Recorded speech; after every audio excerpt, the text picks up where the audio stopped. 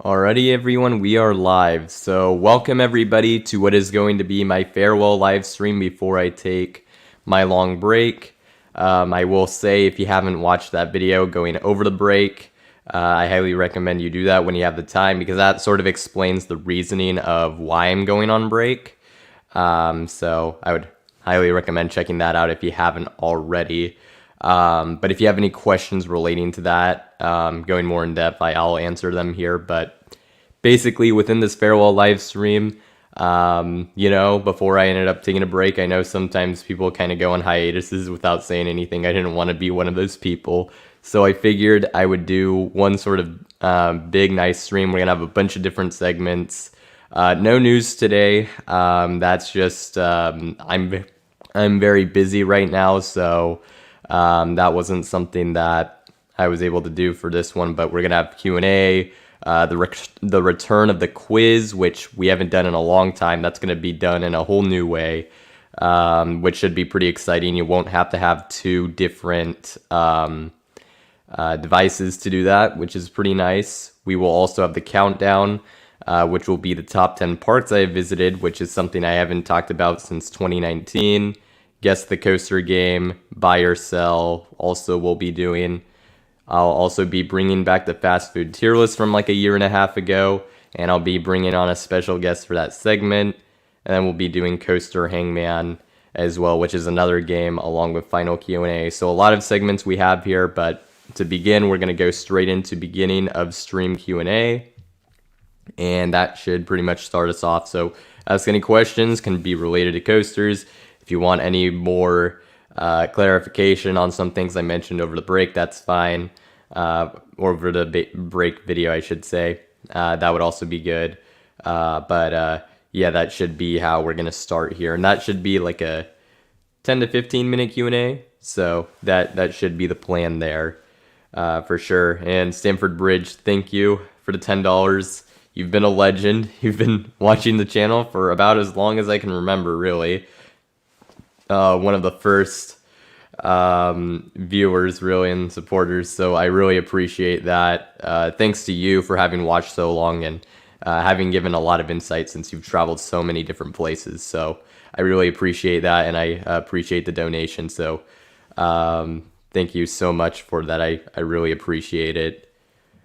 Oh, Sean, it's been a while. Happy to see you. I saw you did a stream the other day. I think working on homework and I just missed it, but happy to see that you're doing well and happy to see you here. So that's awesome. Sane Coaster Junkie also in the chat, another guest, former guest. Thanks to you for coming on here as well. I really appreciate it.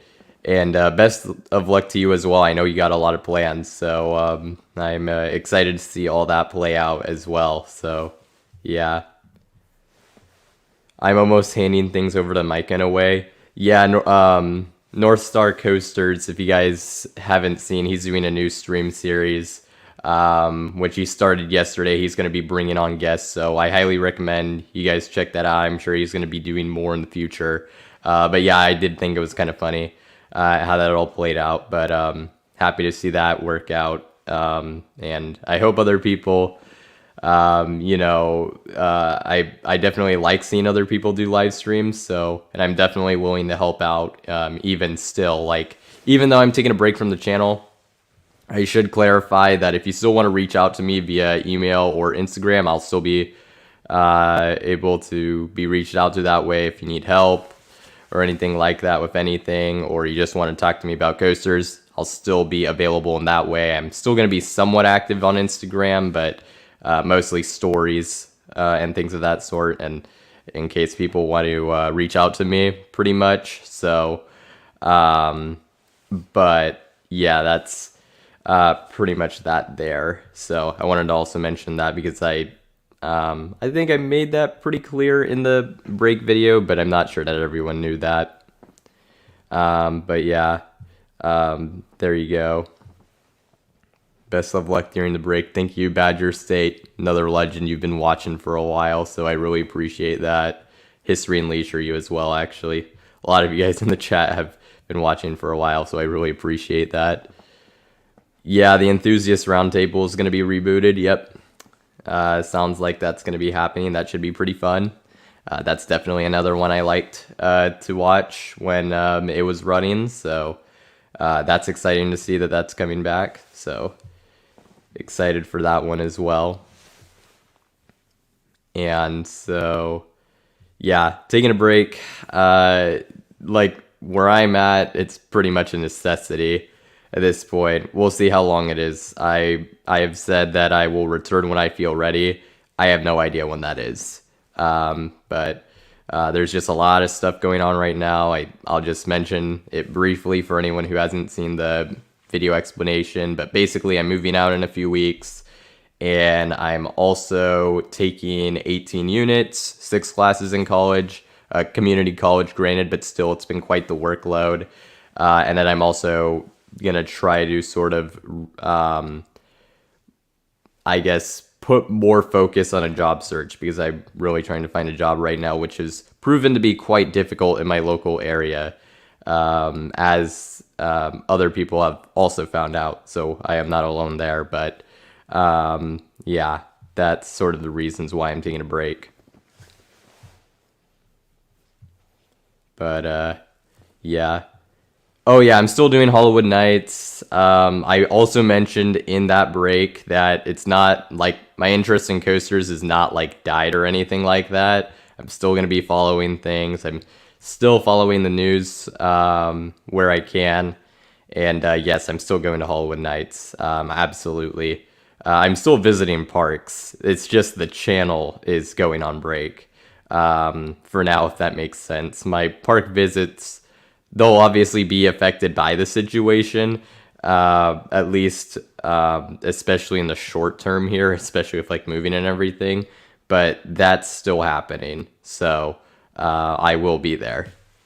And that'll be the first time I've ever gone, so I'm very excited for that. I'm also doing Kentucky Kingdom for the first time, so that should be a very interesting trip. I'm excited to check out those coasters, obviously. I guess I can also get the Howler credit because I didn't do that during my first Holiday World visit.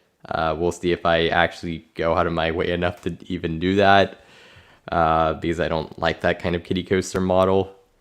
But yeah, should be a fun trip, and we'll see what else also happens. My other hope is that by getting a job, I can do a few more independent trips. Nothing too crazy, but that would be nice if I could get that to happen, for sure. Howler is epic.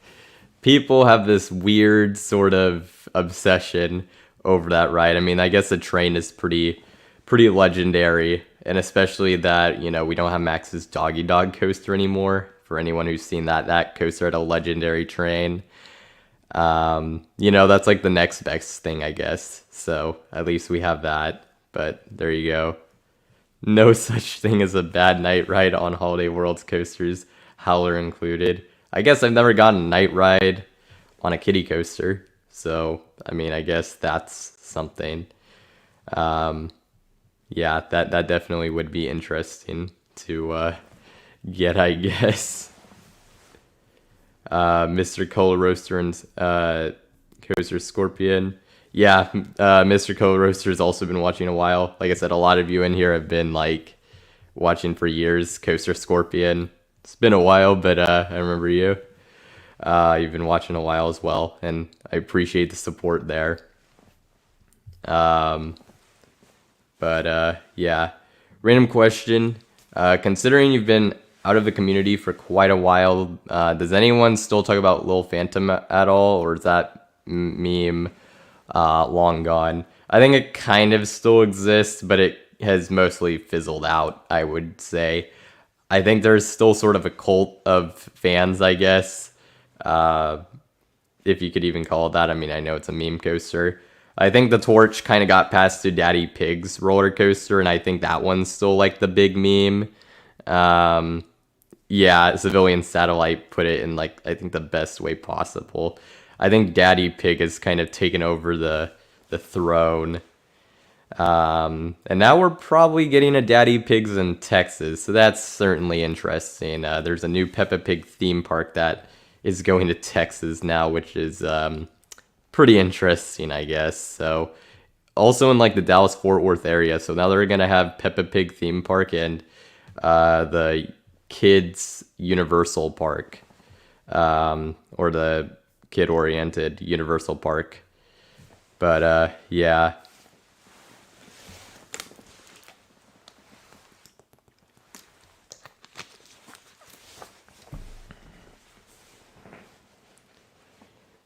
I don't even know exactly where the meme started with Lil Phantom, but for a while it was like this meme that like everyone was saying it was like the best coaster in the world and all that.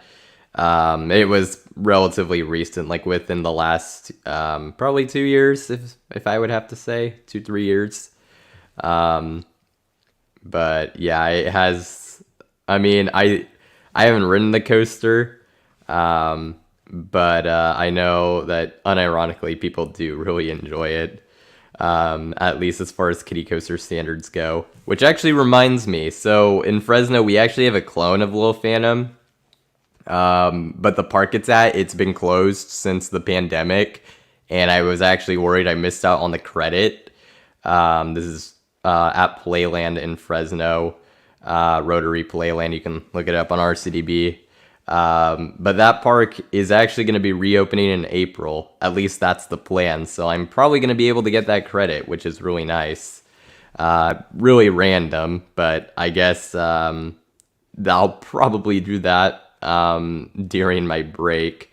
I'm honestly thinking I might hit that and the E&F Miler coaster probably in the same day. They're literally both within like 15 miles of my house, and I've never ridden them, so seems like kind of a fun thing to do. It's kind of crazy I haven't checked those out yet. It's been a while since you've seen me. Like I said, you haven't been able to pop in streams as you would have loved to, but yeah, you're glad that you are right now. I'm glad you are able to come here as well. Things are going fine. Like the reason, like I said, if you haven't seen the video that I talked about going on break, it's like just there's a lot of change going on. Just a lot of sort of chaos almost. Not necessarily in a bad way, but it's just going to be a big adjustment. Things are going good. Grades are going well. I'm transferring to a 4-year next year, so 4-year university, so that things are going well there, and things are going pretty well. So obviously a lot of things happening, so it's going to be kind of crazy, but you know that stuff kind of needs to happen, so I'm all for it. What's the latest room? There's no room. That's dead. Nothing's coming to Fresno. I think there's like potentially some like indoor water park rumor project, but honestly, I'm not really interested in that if that's actually happening, and I don't understand why we need that. We already have 2 water parks here that are actually of decent size, so I don't really like the idea of getting a 3rd one. And I know we have like a Great Wolf Lodge somewhere in the Central Valley now too. It's kind of like, okay, we can get an actual amusement or theme park now. We don't need another water park. I think that was kind of the rumor of what was going on, but I'm not even entirely sure what's going on there. It's not anything that's like super exciting to me though. You're going to Fantasia Land next month? That is hype. That should be really fun. I mean, that's literally one of my top bucket list parks. I'm sure it's one of yours, so that's pretty exciting for sure. That's awesome. Let's see. Same for me this spring break. You hope to finally get a local credit as well. Adventureland on Long Island. Yes, there you go. I love to hear that. Yes, Adventureland. I mean, I have not been there, but I mean, anyone who's been watching the channel for a while, you know, I did the interview, and whenever I get the chance, I hope to be able to visit. Seems like a nice little small park with a few cool rides, so that certainly is pretty cool. You're headed to Kings Island for spring break. Yeah, that should be good. And well, I guess you'll be riding the Beast with the retrack. So that should be pretty fun to check out. And man, I'd love to go back there in the near future. It is a fantastic park, so should be a really fun time for sure to do that. Oh, you're coming to California in a few months or next month. Hopefully, you're gonna get some new credits. Um, yeah, hopefully you're able to do that for sure. That should also be a pretty exciting trip. So sounds like you guys have a lot of good plans going. You got to ride an alpine coaster last weekend? Nice. All right, that's good. That's good. I have still yet to ride a mountain coaster, which is pretty funny. I was in Pigeon Forge and I decided they were too overpriced and I wasn't going to do even one of them. And obviously in California, there's two of them, but they're like ridiculously far away from where I live. So I'm probably not checking those out for a while, but hope to check one out at some point soon. Yeah, Adventure, it's like crazy. I mean, I looked at the satellite picture and everything. It's like, how did they fit all these rides and everything into such a small space? It's literally like, if you look at a satellite or from Google Earth, there's a Target next to the park that literally takes up more space.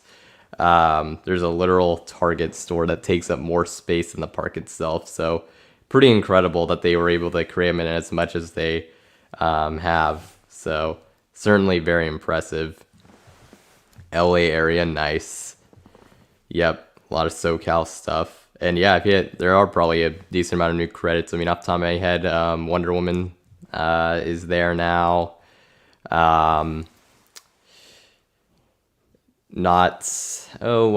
I don't know when the last time you were there was actually. So, but you'll have Wonder Woman, and I assume maybe West Coast Racers. Colorado Alpine coasters look decent. I'm sure they're actually probably pretty good. Because I mean, you guys have the Rocky Mountains, so should be at least pretty interesting there. Also, welcome Jace 808 Coaster Life to the stream. Another legend, of course. You grew up hanging around the Santa Monica Pier, but West Coaster didn't exist then, and you still haven't ridden it. Wow.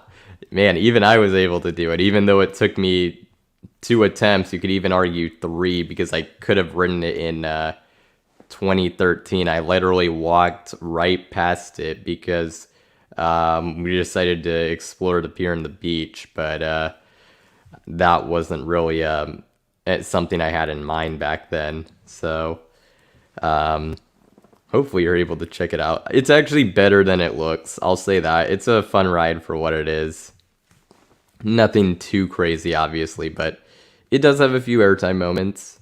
Obviously the views are fantastic, so can't go wrong there other than it being ridiculously overpriced. But and then they just removed their pirate ship ride, but they're apparently going to be replacing it. It was carried off of a helicopter, which is one of the craziest send-offs I've ever seen for any defunct attraction. That is very weird, but I mean, it's Pacific Park. They do some wild stuff sometimes, so it's not that surprising. The Glenwood Caverns Alpine Coasters was one of the first Alpine coasters you've ridden, and it's still your favorite. Nice. Yeah, that's good. I almost forget they have an Alpine coaster just because they have quite a few other notable rides, but that's certainly, pretty fun there. Wow, so it's almost been 20 minutes. So I'll go through these last few things and then we'll go into the quiz, which, like I said, I'm going to be doing it in a different way. You're not going to have 2 devices, but I'll kind of explain the rules because they're kind of important for this one, just to make my life a little easier. But I am bringing back the quiz. Like I said, I think it's for the first time in over a year that I've brought it back, so it should be nice. And then yeah, Alpine coaster in Wyoming. Wait, you're catching a flight soon, Jace. Oh, is it your spring break? Well, if that's the case, happy spring break for you. Man, mine is still in a little bit, but that's cool. Let's see. The Alpine Coaster in Wyoming, Glenwood Alpine Coaster auto braked. Oh, yeah, that's the other thing. It's like Alpine Coasters for the. I don't know how that one works if that one's an upcharge. My biggest fear is like you spend the money to ride it and then it breaks because you're too close to a rider. That it would just be pretty brutal. Yeah, Bay Beach. The nebulas. Is it rumors? I guess. I've heard about it. It's been out there for months. I think the fact that they were trying to get in nebulas. Um, so that would certainly be a solid addition for them for sure, and at least a very eye-catching addition. Obviously, I have not been to the park. I don't know a ton about it besides Zip and Pippin, what they have there, but would be a nice addition regardless. It is your spring break. Congratulations. Mine is in a little while. I actually would need to look at when mine is because I've seen a lot of people post that they have theirs, and I'm like, I don't know why I haven't checked on my schedule in a good while, but I think it's in a few weeks here. Yeah, I'll go to Discovery Kingdom. I'll go back at some point. I mean, we were even talking about it. Uh, it would be. I haven't done like the longest driving trip I've done. Like longest I have drived is from Fresno to Bakersfield, which is like 2 hours. It's solid, but I want to get that experience to drive to the Bay Area and to the Bay Area parks, and then also to Magic Mountain. So I need to check the status of my Six Flags pass, make sure that renewed. I didn't do anything that would make it not renew, but I know there's a lot of changes. But assuming that still works, Discovery Kingdom I honestly might visit this year. If nothing else, good practice to do some long distance driving, and especially to some parks could be very helpful. Um, but yeah, I mean, I don't even know what to expect out of that park anymore, to be honest. I think at this point it's well documented that my visits have been quite bad. So I don't think I need to go into that much further.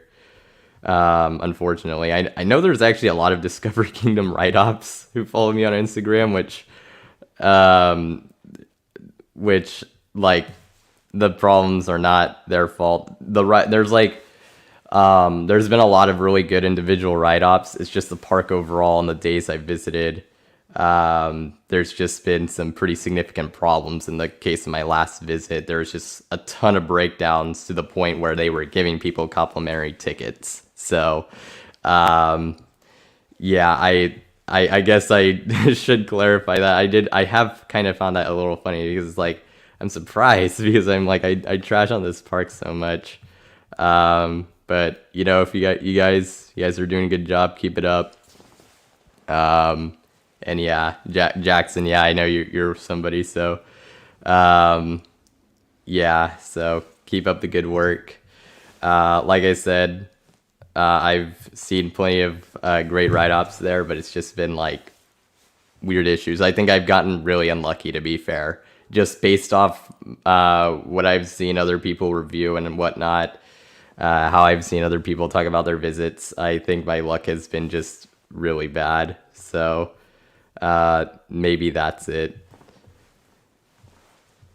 It is my LeBron. I guess you could say that. Yes.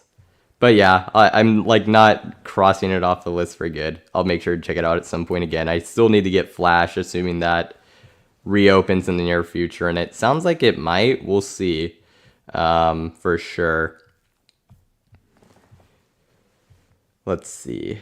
I think I'm gonna wrap up the questions for now, so we'll get going into the quiz. Like I said, I'm gonna have to kind of explain it here because I am um, doing something a little different. But here it is. the roller coaster quiz. So how this is going to work is you do not need a second device for this. How this is going to work is it's a slideshow, so a question will pop up. I'm going to give you about 75 seconds to answer, and it's actually going to be less than that because of the delay, but I have that time in mind.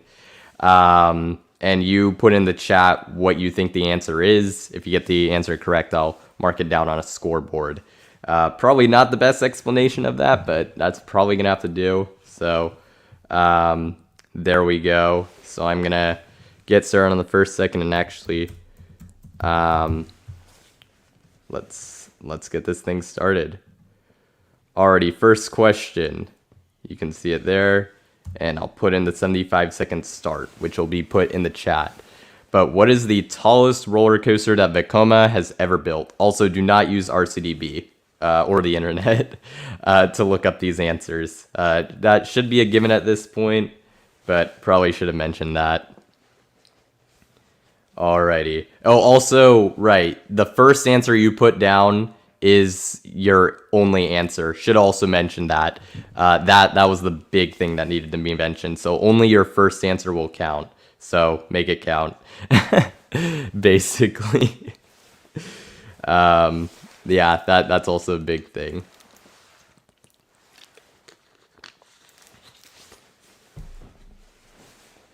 Alrighty, so the timer, you have about 30 seconds left. I started the timer a little late, so got a little lucky with that.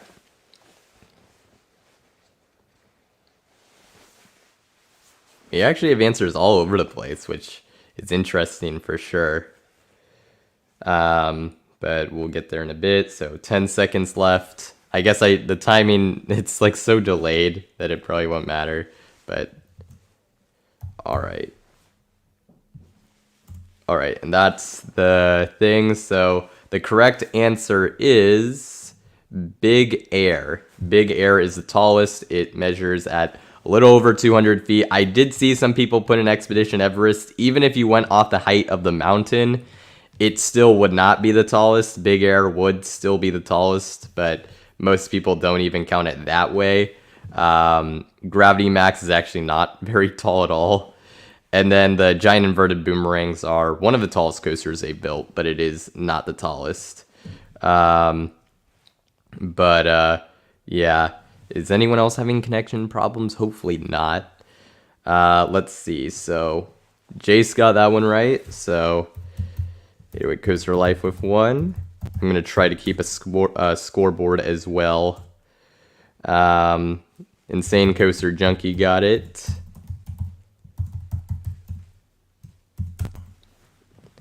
And along with Jackson, Mr. Cola Roast and Mr. Cola Roaster. Alrighty. With that being said, we'll move on to our next question.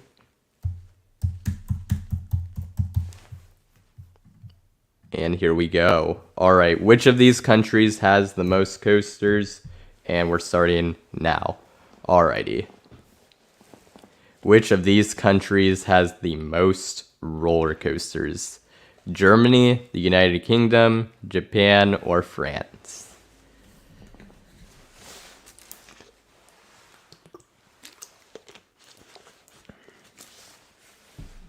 Already getting answers coming in here.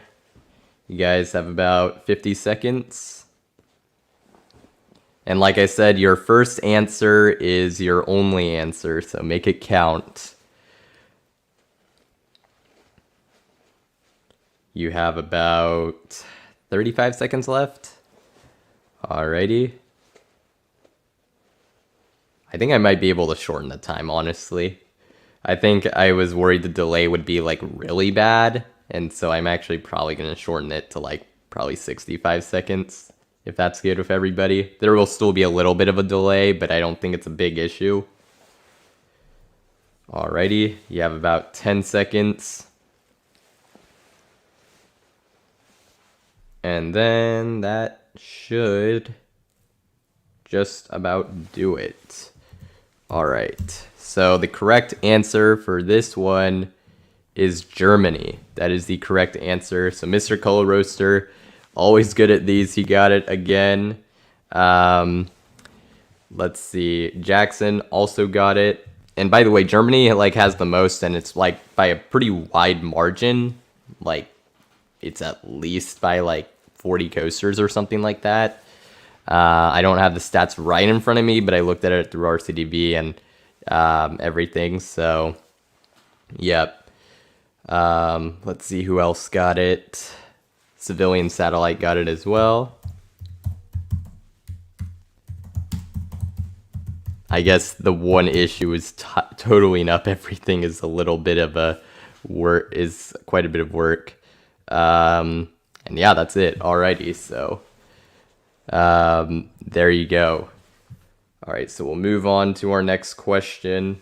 I'm gonna make it 65 seconds now, but yeah. Alrighty, next question. Which of these coasters opened first? So 65 seconds.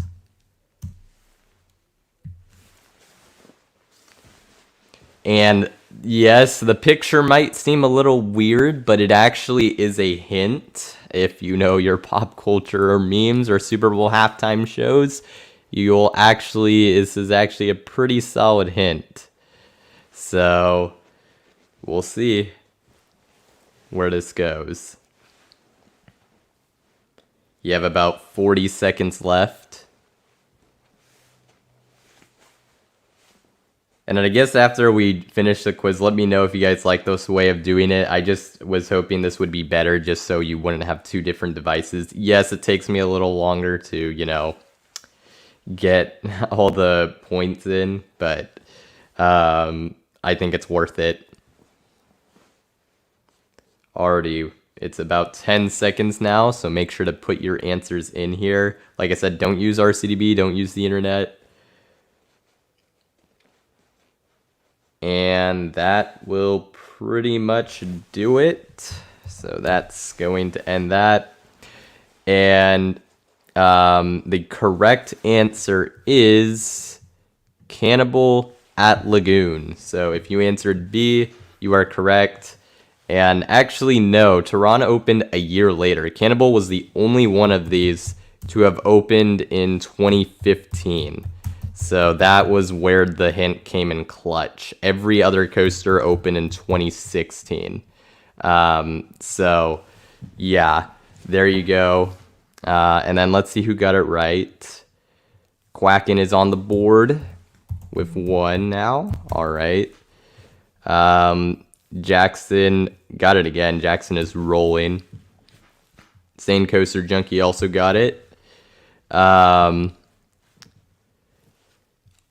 Germany has around 270 coasters. I think if there's like ways you have to count it if you want to dismiss under construction coasters as an SBNO, I think it's like around 250-ish. The number didn't really matter. Germany still had the most, but they have quite a bit of coasters, basically. 808 Coaster Life also got it correct. Mr. Cola Roaster, as always, got it right. Civilian Satellite got it right. And, yeah, there you go. Alrighty. Let's see. Alright, we'll go into our next one. Yeah, Storm Chaser was 2016. There you go. Alright, so next question. Which of these coasters was the first to open in California? And we'll start 65 seconds. That's meant to say 65 seconds. I accidentally clicked 3. But there you go. You're now on the clock. Alrighty. Oldest operating roller coaster in California.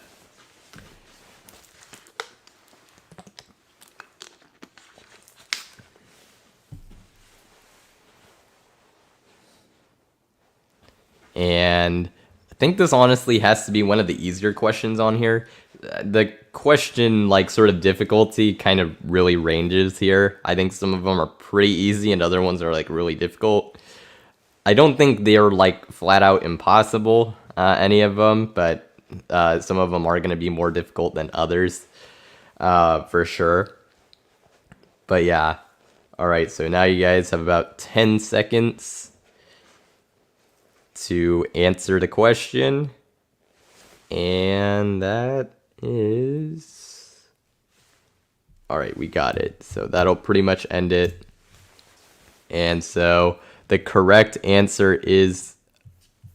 Well, that's not what I meant to do. I accidentally full screened it. Giant Dipper at Santa Cruz Beach Boardwalk is the correct answer. Giant Dipper at Belmont Park did open after it, so it is indeed the Santa Cruz one that opened first, followed by Magic Flyer and then Matterhorn bobsleds. So there's your answer there. A lot of people got that one right. Civilian Satellite now has another point. Jackson has another one. It's perfect so far. Quacken has another point as well. And then, let's see. Coaster Evans on the board with 1. And then, let's see. And then Mr. Color Roaster also got it. So, Mr. Color Roaster and Jackson are in the lead. There you go. All right, let's move on to our next question. Which of these coasters has not been relocated? Which of these coasters has not been relocated? And we're starting the 65 seconds now. So it's which one of these has not been relocated? 3 of the 4 coasters, they have been relocated at some point in their lives. But there's one of them that has continuously operated at its park its entire life. So try to figure that one out.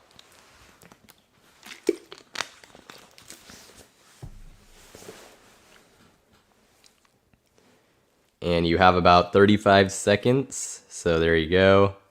You're just relieved you didn't get them all wrong. Hey, that counts for something, right? And we have about 20 seconds left. So make sure to get your answers in here. This one's interesting because this one, I think there's one of them that people don't know that it's relocated, but I know it. So we'll see how this goes. All right, that pretty much ends it. So there's the end. All right, and the correct answer is C, Flashback at Six Flags Great Escape, or Great Escape if you still want to just call it by that name. That is the only one that has not been relocated. Blue Hawk was relocated from a park in New Jersey early in its life. It used to be called Kamikaze, I believe. Woodstock Express was relocated from Hanna-Barbera Land, which was somewhere. I honestly don't remember where it was, but it was relocated from there. It used to be called Scooby-Doo. And then the other one I have at the bottom here is Diamondback. That one got relocated as well. So there you go. Let's see who got it. Let's see. Civilian Satellite gets another point. So up to 4 points. Very good. Mr. Color Roaster got it again on an absolute roll. But as is Jackson, also perfect thus far. And then Coaster Evan as well. Got another point. Very good. All right. So there you go. We'll move on to our next question. 15 questions in total, by the way. What is my number 1 overall coaster? Yeah, so there you go. That is the question. 65 seconds here.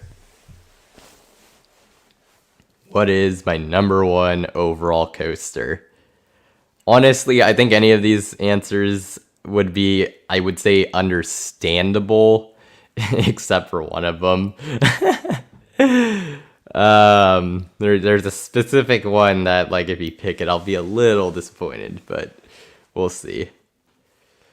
All right, you have about 40 seconds left. Everyone has the same answer thus far, so that is certainly interesting. Will anyone go different? Let's see.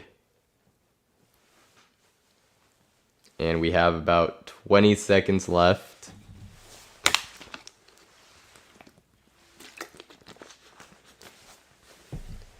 About 10 seconds left.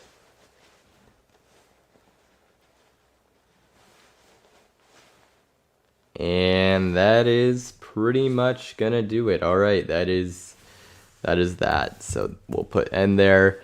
The correct answer is indeed B, Voyage at Holiday World.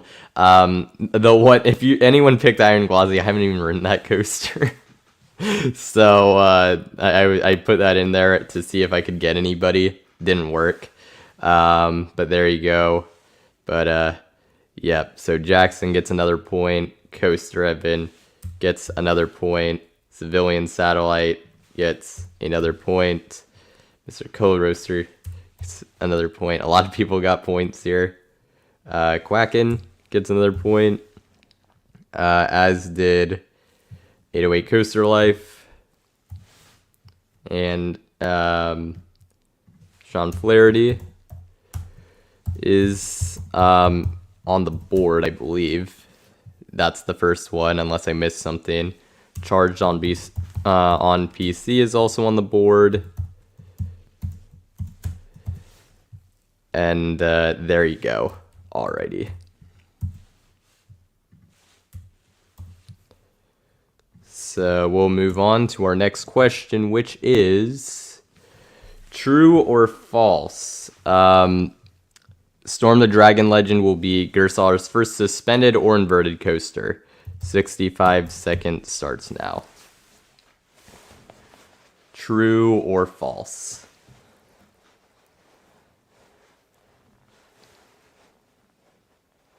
And once again, for anyone who's come in recently, it's only your first answer counts. So that's sort of the, I mean, I guess that would be how it would be anyways. So even if I did through a different application. So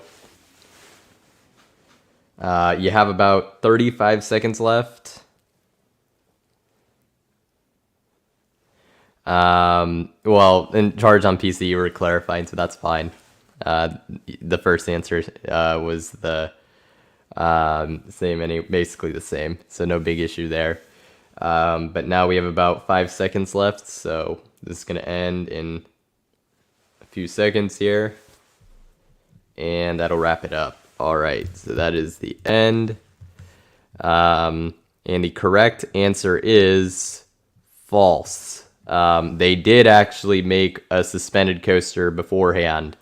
With that being, gosh, this name is always brutal to say. Lipovitan Rocket Luna at Yomiuri Land. Opened, I believe was it 2021? I'd like to say that's the year it opened. But yeah, that was Gerstlauger's first ever suspended coaster. And looks like a lot of people got it. Let's see. Jace got it. Mr. Co-Roaster gets another point. Sean Flaherty got it. Insane Coaster Junkie got it. Coaster Evan got it. Hey, Coaster Evan, you're on a roll for saying you were just trying to avoid not getting one. Jackson got a point. Oh wait, sorry, no, he did not. I was wrong there. And then, yeah, all right, I think that's everybody. Okay. We have our next question, 65 seconds start. And this is out of these coasters listed here, which of these are the fastest? Formula Rosa is not an option. Oh, boy. Yep, there we go. How is that true if it has inversions? Inverted describes the position of the track to the train unless that has changed in recent times. I think he was saying an invert doesn't have to have inversions. I don't think that's the classification. I said suspended / invert, so Like, they kind of covered everything there. So, there you go.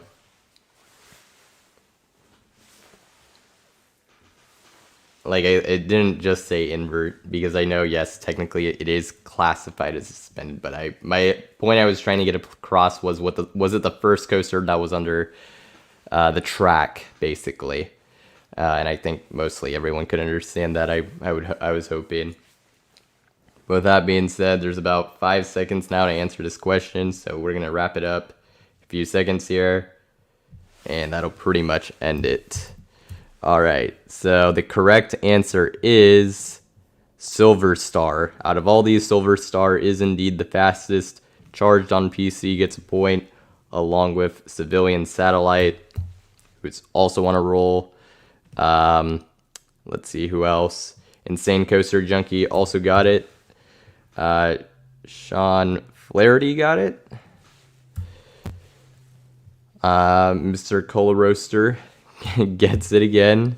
Absolute legend. Along with Quackin' and 808 Coaster Life. Alrighty. Think that's everybody. Alright, next question. What is my number one park? Now, this one is, I think, one that it will get more people. We'll see. I think this is going to be the one that's a little more tricky than the first question. The first, what is my number one question? Because I feel like that one was pretty obvious. All right, but 65 seconds started already. Actually, you have like about 45 seconds now. Oh, wow. This is, oh boy. Yeah, this one is all over the place. All right. And for the record, I have visited all these parks, so there is not, like, any one of these would be understandable to a degree. And these are all parks I hold in high regard, as you'll see with the countdown, actually. But yeah, we'll get this going. All right, so we have about 15 seconds, just about. And now we're down to 5 seconds. And that'll pretty much wrap it up. So, a lot of you guys obviously have been watching for a while, and I guess unless you've heard me mention it in a stream, you wouldn't know that it's actually changed. Because for a while, Hershey Park was indeed my number one park. However, it no longer is, and I have mentioned this in a stream, but and in a few other places, but I can understand why a lot of people wouldn't know this. It is Disneyland. Yes, Disneyland has become my number one park. Visited a few times in 2021. Had an excellent time there. They have one of the best ride collections in the world. It is just a really incredible park that I definitely slept on when I did my first rankings because I hadn't been there in like a really long time. So only a few people got that. Civilian Satellite did get it, along with Coaster Evan. So there you go. Yes, it's not Discovery Kingdom. Discovery Kingdom isn't like my lowest ranked park, so I will say that. There are ones I have lower, but there you go. Alrighty, next question. What country is Wild Train in? Specific, I know there's a few different ones, but the one at Fantasiana. And the 65 seconds, oh boy, I was a little late on that. But I'll count the from charged on PC. Yeah, I was really late on that timer, so I'll kind of count for that. Looks like, yeah, no, you're fine. I missed out on the thing. If you answered a little early, I'll make sure to get it. So we'll see.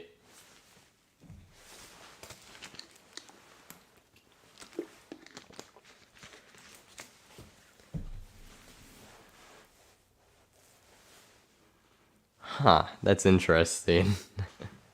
With the with the Kings Island Flying Ace aerial chase, which I know was called something different at the time when they announced it. Let's see. All right, that's pretty much going to wrap it up in terms of the timer. So, going to put an end there.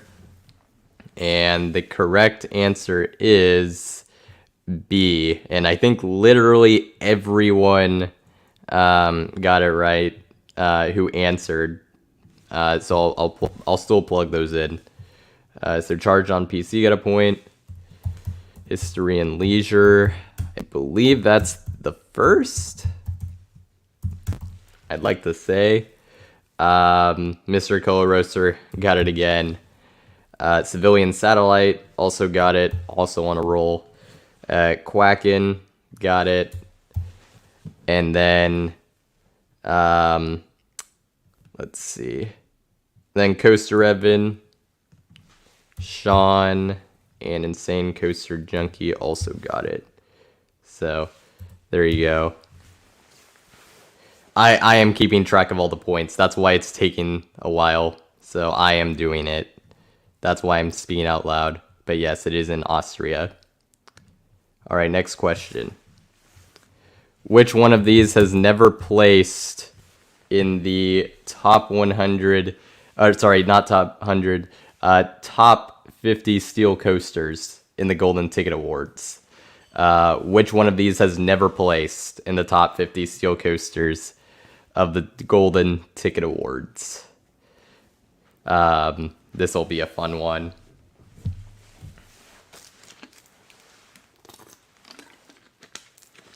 Have about 40 seconds left here.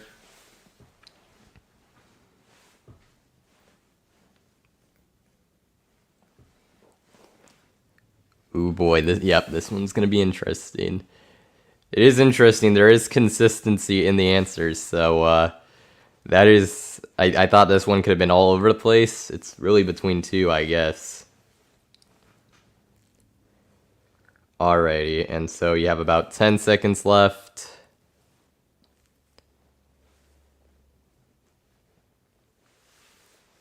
And that will pretty much wrap it there. So, and there, the correct answer is Shorta's Kernon has never made the top 50. Medusa Steel Coaster, believe it or not, has actually made it a few times. Pretty lowly ranked, but it has made it. So, not a bad guess. I was honestly surprised to even see it made it when I was looking into this. But Kernon has never made it, which is just, I mean, I know it's a American sort of centric sort of list, but even still, that is pretty crazy. Charged, wait, hold up. Let's see. Coaster Evan got it right. So Coaster Evan, you're totally on a roll right now. Civilian Satellite also. And then Mr. Cola Roaster. And then Insane Coaster Junkie also got it. So there you go. Yeah, Ace did a trip to Mexico, so that's fair. And then Helix and Ride to Happiness have been pretty high, for sure. So I put those in there, just because it's actually kind of difficult to find, like, sort of, there's not a ton of European coasters in there. Like, there's a decent amount, but there's not, like, a huge amount. So tried to find some that may throw people off. Didn't really work, but gotta try. And then we'll move on to our next question. Which of these coasters is the oldest operating roller coaster in Missouri? 65 seconds is starting now. Yeah, Helix and Ride to Happiness have been ranked very high in the past, from what I remember looking at. So, good that those rides are getting the respect. Alrighty, so you have about 45 seconds left. Just about. Like I said, do not use RCDB. Do not use other things, please. About 30 seconds now.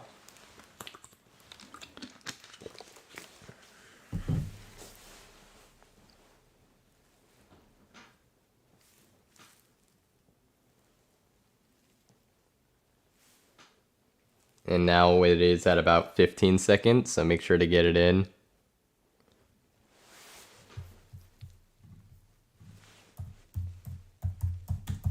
Cosmic Coaster was relocated.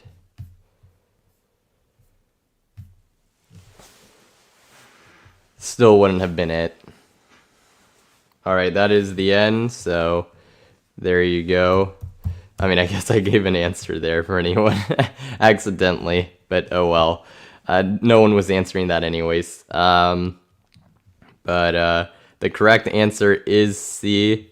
It is indeed River King Mine Train. That is the oldest, 1971, so just a year older than, I think, than Fire in the Hole. So there you go. Charged on PC, got it again, so that's another point. Quackin' got another one, racking up the points, as is Sean. Mr. Coal Roaster again. Civilian Satellite also got it. Screaming Eagle is not a bad guess. Certainly not a bad guess, I will say that. And then Insane Coaster Junkie. 7.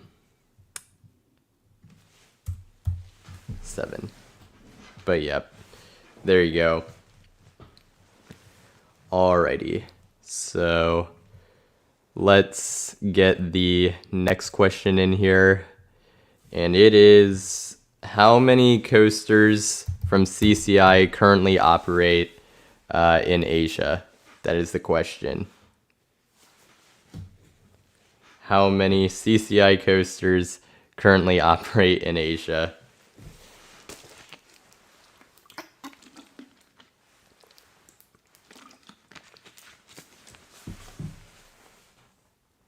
And you have about 50 seconds left on this one.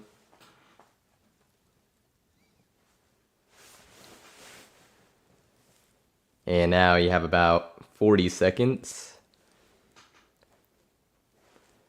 Honestly, because this question was, just numbers, I probably should have just made this a faster timer, but oh well. We're getting pretty close to the end here, so no big deal.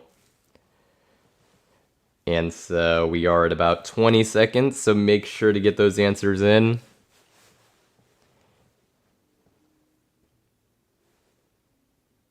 Now at about 10 seconds, and I mean, the answers are very consistent, I'll say that. We'll see if it pays off for those of you who went that way. And the clock has stopped. That is the end. And the correct answer is indeed B. 0 coasters from CCI operate or have ever operated in Asia. So kind of a trick question there. But if you got it, good on you. And so Charged on PC has a point. History and Leisure has a point. Insane Coaster Junkie is quietly racking up a ton of points. Got it. Sean has another point. Let's see. Mr. Color Roaster just continues with the lead. But quickly followed by Civilian Satellite. And then Coaster Evan has another point, and it's also racking up quite a bit. So there you go. All right, next question, and second to last. How many inversions does Osiris have? 65 seconds starts now. So anyone, I guess, who's ridden this coaster, probably the few of you who have, do have an advantage here, most likely, but we'll see. All right, some answers coming in very quickly here. This is the B&M invert at Park Asterix, one of the newest B&M inverts we have. I'd like to say it's the third newest one. Banshee is newer, and as is Monster, but I believe outside of that, this is the newest one. Just off the top of my head. But yeah. It looks like a really nice invert, actually. And it's kind of funny how we have two B&M inverts with Egyptian theming. Both seem to do a very good job with it, though, so can't complain there. There's about 5 seconds left, and that's about it. All right, that'll wrap it up. And so the correct answer is 5. So 5 inversions is correct. A lot of people got that one. So Charged on PC gets another point. Mr. Cola Roaster remains in the lead. Coaster Evan gets another point. Sean, oh wait, hold up. Yes, wait, no, sorry. It's Ace, the correct answer. I don't want to accidentally put in the wrong ones.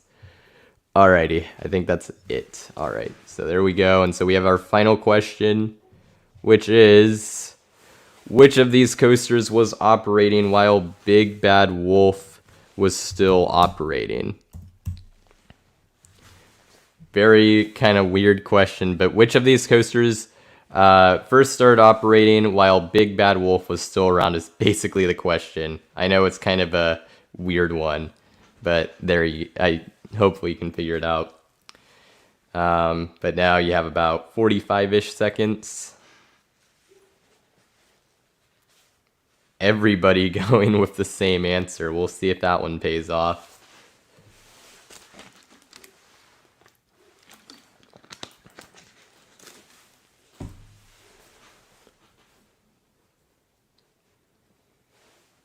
Yep, literally everyone still has the same answer. Is anyone willing to gamble and see if it's anything different? Guess we'll see. You can only have one answer, and since you put D first, that will be the answer. I mentioned that earlier, but Zach, I don't think you were in here, so that's going to be how that goes. But now you have about, well, I was going to say 2 seconds, but that pretty much just about ends it, so not even worth saying. But yes, everyone got that one right. So the correct answer is D, Manta at SeaWorld Orlando. So Zach gets on the board with 1. Charged on PC gets another point, as does Civilian Satellite. Coaster Evan gets another point, now putting him in double digits. Insane Coaster Junkie gets another one. History and Leisure also gets another one. Sean also gets it. And then, yeah, Zach got on the board. So that is the quiz. Hope you guys enjoyed that. I know that took longer than the normal quizzes I've done like in the past. Granted, I haven't done those in a while. But let me know how that went if you guys like that. Obviously, I am taking a break, but I've been kind of figuring out how should I reincorporate the quiz. So if you guys enjoyed that, let me know. Enjoyed that format. I just wanted to try and incorporate it in a way where you didn't have to have 2 devices. So hopefully you guys enjoyed that. Also, Mr. Color Roaster won 13 points. I'll go through the scoreboard. Mr. Color Roaster was in first with 13 points. Civilian Satellite was second with 12. Coaster Evan was third with 10. Fourth place was Insane Coaster Junkie with 9 points. We had a few tied for fifth with Sean. Flaherty had 7. Charged on PC had 7. Quackin and Jackson got 6 points. And then 808 Coaster Life, who was in here briefly, got 5 points. History and Leisure got 3 points. And Zach got 1 point. So there you go. There you go. So, yep. I learned Big Bad Wolf was leaving a few weeks after writing. That would give you a serious advantage for the Manta question for sure. Alrighty, so we're going to move on to our next segment, which most of the segments I'll have are interactive segments. However, I did want to bring in something and do a thing that's just more of a countdown of mine, and I'm going to be counting down my top 10 parks. Now, since I'm doing this in a stream, it's not going to be as in-depth as I would be doing it in a video, but it's been a while since I've done a ranking of these. It's literally been since 2019. I visited a decent amount of new parks, and I've also revisited a lot of these parks on here. So some of my opinions have changed, and just to show, I also have these parks that they made the top 10, but or they missed the top 10, but this is where they would have been. And these are parks that I've been to since 2013, since that's when I started becoming a coaster enthusiast. This is where they would rank. So those are the parks that just didn't quite make it. If you do remember that 2019 ranking, you'll see that there's quite a few parks that are no longer in my top 10, that being Santa Cruz Beach Boardwalk, California's Great America, Six Flags Mexico, and Universal Studios Hollywood, which mostly have just been bumped down more due to having visited new parks rather than actually like going down. So there you go. I have not been to Over Texas, so it will not be on here. These are just the top 10 parks that I visited. But with that being said, I'll go into my top 10. Like I said, I'll probably be mostly brief with these, but at number 10, my 10th favorite park I've done is Disney California Adventure. I got to revisit this place this year with a friend of mine. It definitely jumped in my overall rankings, and it's a really fun park. It is, even though, you know, Disneyland gets all the talk, this park is certainly worth visiting and worth talking about. The Cars Land is really good. The Grizzly Peak area is also secretly like really nice. And their ride quantity isn't great, but I mean, their best rides are really good. You got Radiator Springs Racers, which on the bottom right, I have my favorite ride from the park. Guardians Mission Breakout is my favorite drop tower of all time. Grizzly River Run is by far my favorite rapids ride. That spinning crazy drop at the end, if you get it spinning, is just insane. Definitely the best rapids ride I've done. And Toy Story Midway Mania is definitely up there in terms of my favorite shooting rides, even though I don't have shooting rides. Like, I don't love them as much as some other people, but that's certainly a really good one, for sure. And then they also have a few other nice things. Operations are very fast, usually. Lines are always moving. They got great entertainment, as you could expect from the Disney parks, which is not something I usually focus on, but you know, the World of Color show at night is pretty good. So, certainly a good way to end the day. Some things that keep it from being higher, though, is the ride lineup is pretty small. Food is okay, nothing too crazy. The price to visit, considering like the quantity of rides, is, I think, is just crazy, especially when you have Disneyland next door, which it's just as much. And you get a lot more with that, in my opinion. And there's certain areas like Pixar Pier and Avengers Campus that don't really live up to the typical Disney standard of theming, so I'll say that. But overall, still a really good park. And one, if you're going to Disneyland, might as well check out this one. I know it's expensive, but it's definitely has a lot of good qualities there. Number 9, I have Knott's Berry Farm. This one has fallen a teeny bit, but I mean, what this park does well, they really care for the history and the charm for the park. They do a great job keeping that up. The Ghost Town specifically is a really neat area, and this park just has a unique feel compared to really any of the other Cedar Fair parks and most other chain parks for that matter. They do a really good job preserving the history and unique feel of the park, which is definitely something that is much appreciated. Knott's Scary Farm is a fantastic event. I mean, I've been more during Knott's Scary Farm than during normal hours or normal visits, so it is a phenomenal event, my favorite Halloween event I've ever done, so gotta mention that here. The coaster lineup is really varied, has something for everyone, and it's really good, assuming, you know, coasters are open, which accelerators reliability is a problem, but assuming it's open, the coaster lineup is quite good. Obviously, accelerator being kind of the headache it is, definitely is not the greatest thing in the world. They have some really good food. They also have some unique non-coasters. Timber Mountain Log Ride's really good. Calico Mine Ride is really solid as well, pretty fun. And Knott's Berry Tales, I'm not the biggest fan, but the fact that they have a solid shooting dark ride is definitely nice. And then, of course, they have one of my favorite wooden coasters and one of my favorite coasters of all time in Ghost Rider. Accelerator is also great. Silver Bullet and Hang Time and Sierra Sidewinder are also some other really good coasters, as was Montezuma's Revenge, but we'll see where exactly that goes. So definitely a lot of good things there. Some problems, though. The operations are slow. I mean, that's just pretty consistent. I've never visited this park without a fast lane pass. This is the only park I've visited multiple times that I can say that for, and operations are a big reason. So that certainly is, not the greatest thing. Accelerator's reliability is also kind of an issue.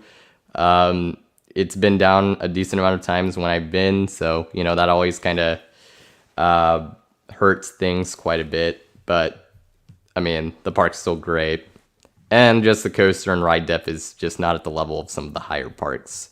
But other than that, still a great park. Definitely worth checking out. Just for obviously some of their top end rides, Ghost Rider, Accelerator, Timber Mountain Log Ride, all fantastic. And they got a lot of other great rides and a really cool atmosphere. So I have not done the chicken restaurant though. And I know that's kind of a crime. I know a lot of people like that place. I have not done that yet. So I will mention that. Next one I have is Six Flags Magic Mountain at 8. Honestly, I think this would probably be higher if, I wasn't a local, because I've seen it on really good days and I've also seen it on really bad days. So, and it, with it being so close, I do think I take it for granted somewhat. So I will preface that. But with that being said, I mean, in my opinion, Magic Mountain, especially with the whole dragster situation at Cedar Point, I think it has the best roller coaster lineup in the world. It has a very deep ride lineup. And as someone who has it as kind of a home park, I mean, it's what I consider it to be. It's very revisitable for that reason. You just have so much variety and so many different rides that the park really can't ever feel like you're visiting too much. I don't think it is definitely a park that you could revisit all the time. I mean, Airtime Thrills, look at the amount of times he visited when he was near there. Never can get tired of it. So that is certainly a huge plus. And for whatever it's worth, they're actually putting some nice effort into investing in some worn down areas. The West Coast Racers underground area was a good improvement. And they've made some other nice changes. Crazy Entity, that area also got majorly improved, so that's good. Obviously, their top coasters are amazing. X2, my favorite coaster in California. Twisted Colossus is great. Tatsu, Wonder Woman, Flight of Courage, Full Throttle, Riddler's Revenge, West Coast Racers, Lex Luthor, Drop of Doom, also really good rides. And they just have so many other coasters that are at least very solid, if not good, even outside of that. So really deep ride lineup. My issues, though, ops are kind of inconsistent. They kind of vary from day to day, ride to ride. And another big thing, major ride closures are relatively common.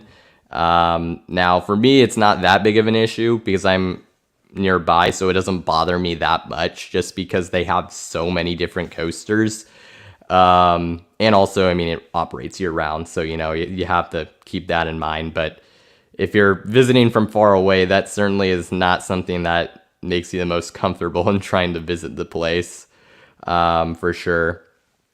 Food is not the best, obviously, and then there's still some areas that do need major improvements. Samurai Summit, which there is some work going on there, so we'll see what happens there. And there's a lot of restrooms that could be overhauled. Also, this park is one of the worst in terms of shade and rain cover.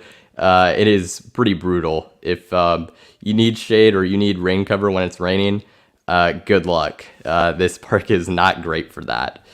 But still, you're coming here for the coasters, you're coming here for the ride lineup, and in that sense, Six Flags Magic Mountain absolutely delivers, so that's why it's still on here. Yeah, you could also argue the terrain could be a detriment, but I think it gives Magic Mountain some character. A lot of people don't like it. I did cross country for a while, so even then, there's the Samurai Summit walk is pretty brutal. but you know, I can do it at least, for sure. Next, we have Port Aventura, which I think I may be a little biased towards this, or maybe some recency bias here, but I did visit this park in November. The thing about this park that stands out is this is one of the most beautiful and well-themed parks overall I've ever been to. I would say it's has a better overall sort of cohesive vibe and theme and just consistency of theming and immersion compared to parks even such as Universal Studios Hollywood and Disney California Adventure. The plants, they also do a really good job on. I mean, this park is just really fun to explore and walk around in, which is not something I would say for a ton of parks, but this is certainly one of those.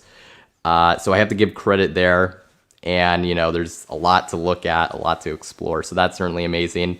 I also stayed on the on-site resort. Those are actually really cool. They have a lot of like really cool themed buildings.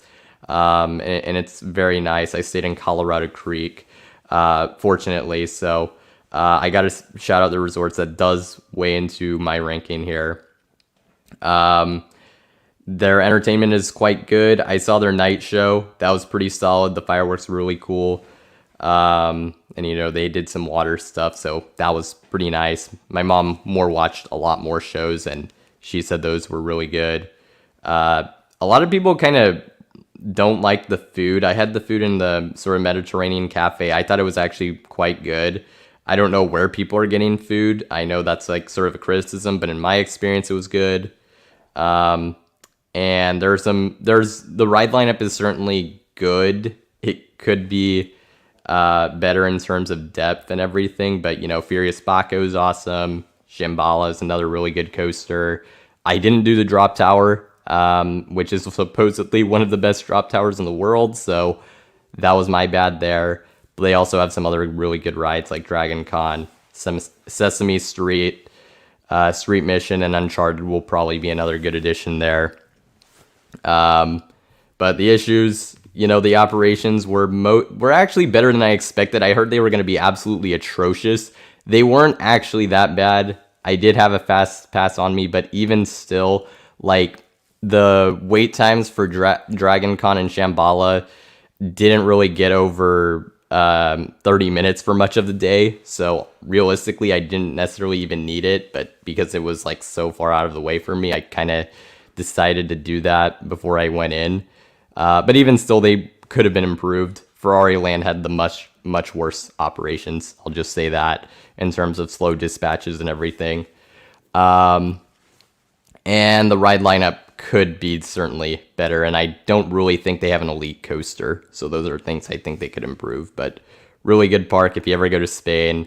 And can figure out a way to like get this in there. It's kind of in a weird spot. It's like an hour away from Barcelona. Make sure to do it. It's certainly worth it. So, gotta say that. Definitely has my praise. Next park is Dollywood. These pictures are not mine. These are from the park specifically. I forgot to put the credit in, but they're from the park, so just assume that. I do have multiple pictures, and I realistically probably could have plugged them in here, but I guess it was just quicker to do the other thing. So all these pictures are from the parks themselves. These are not mine. I meant to put a credit thing in there, and I just forgot, so my apologies. But anyways, for Dollywood, that is 6. This park is really good. The food's really good. I do think the cinnamon bread's overrated a little bit. It's still really good, but I didn't really get the hype. It's still a good food item. But Aunt Granny's, is that the name of the restaurant? That place is fantastic. The entertainment's really good. I saw this Bubbles show, was limited time thing, but that was really cool. My mom enjoyed a lot of the other stuff. The forest atmosphere is really crazy. You can't see a lot of the other rides depending on where you are. So that's like really unique. It also kind of makes the park a little harder to navigate, but it's not that bad. I would certainly take the forest setting over, like, even with those kind of potential difficulties. The staff are incredibly good here. They're really friendly, really helpful. The resort's really good. I got to stay there as well at the Dream Ward. That's a really good resort. The night rides at this park are really quite good just because of the forest setting. And, you know, they have a well-rounded ride lineup and even some themed attractions like Lightning Rod's the star of the show here. Tennessee Tornado is also really good. Mystery Mine, in my opinion, definitely underrated. Had some really good theming. Thunderhead's a really good wooden coaster. And then like Blazing Fury, I thought was really good, really underrated. I really enjoyed that. Daredevil Falls was like one of the better log flumes I've done. Fire Chaser was a fun family coaster. Wild Eagle was all right, but at least the setting was pretty cool. And yeah, they just have a good amount to do there. The only issues, Lightning Rod's reliability was not an issue during my visit, but it is a big issue for a lot of people, so that is an issue. And the ride lineup's not quite as deep as others. Also, operations were a little hit or miss depending on the ride, which I found interesting. But mostly, it was mostly good. There's just a few cases where there was like something like it was like slow, but not that big of an issue. That's like really nitpicking, really. All right, next we have Cedar Point. It's not number 5 for me. This has an amazing ride and roller coaster lineup. I do think Magic Mountain is better at this point in terms of coasters, but I mean, this is still like right up there. But what makes this higher for me is this is a nice looking park. It has an amazing setting, great atmosphere. It's really well kept. It's well kept up. The operations are mostly really good as well.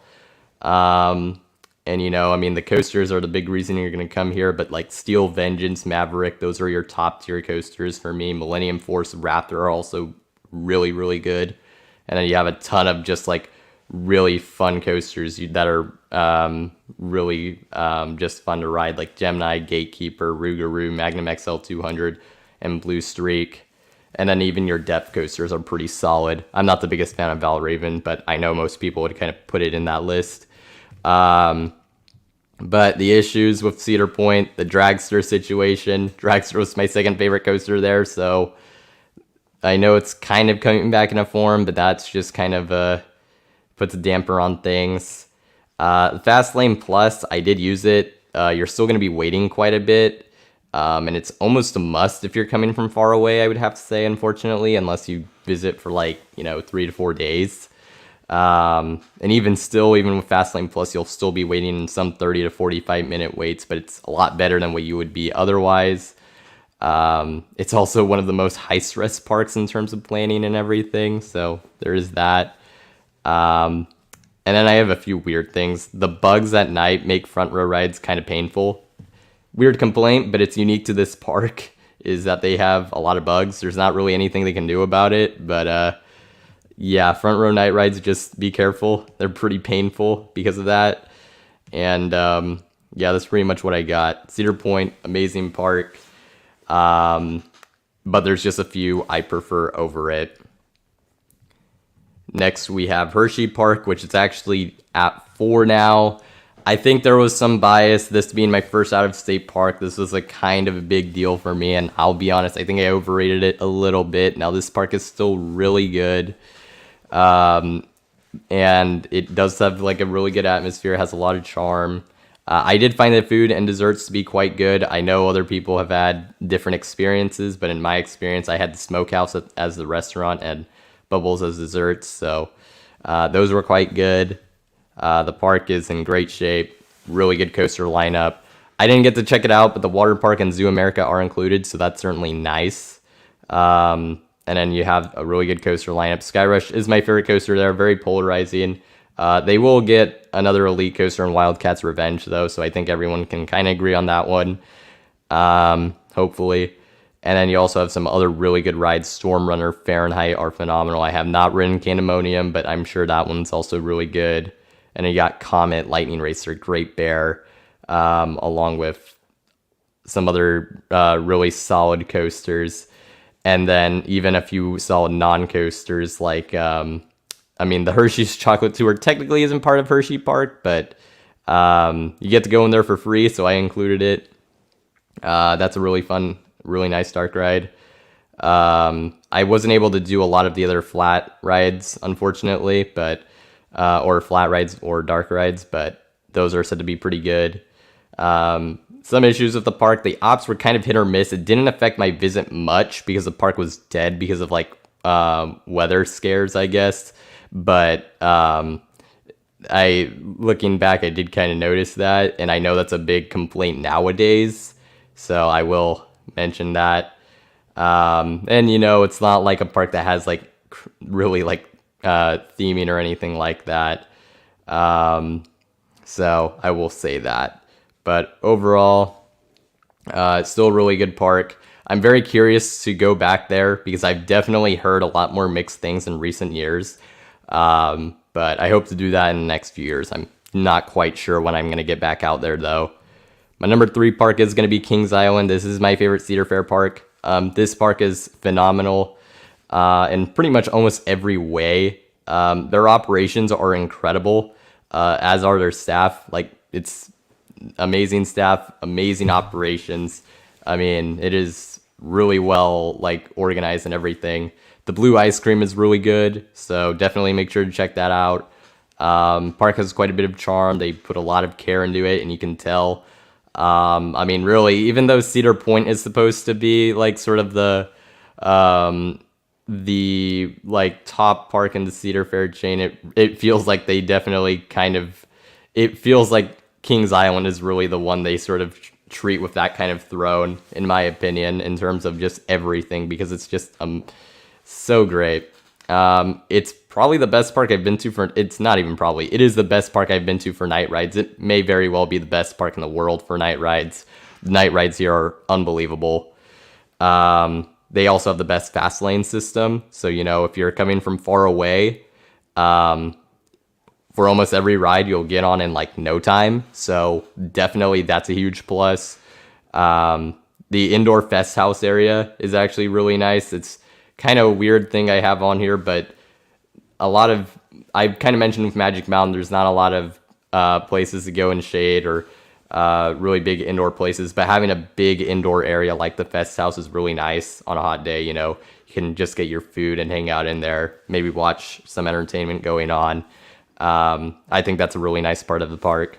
And then the ride lineup's interesting. I actually think they have like, there's 3 coasters here that I see as elite in Beast, specifically at night, Mystic Timbers and Orion. I think all of those are incredible coasters.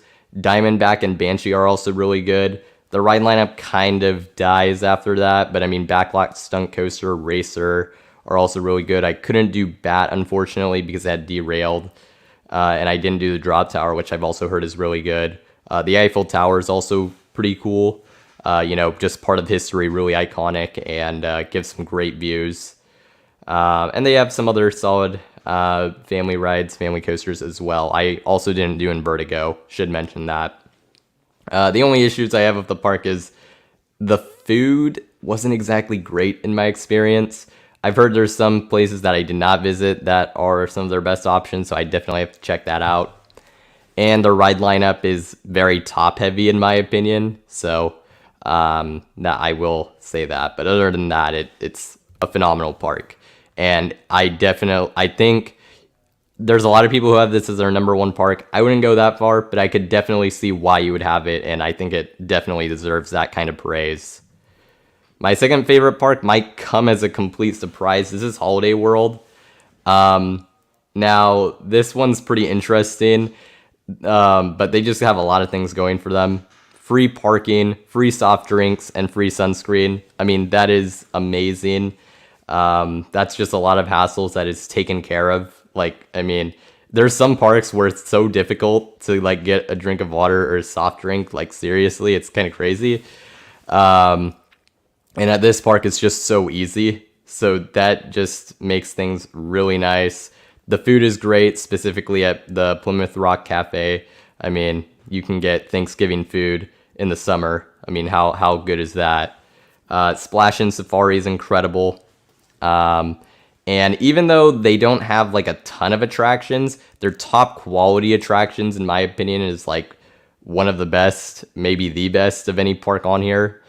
Park's really charming. I haven't been to Hollywood Nights yet, but I know that's a reason people would rank it high. I'm going this year, obviously.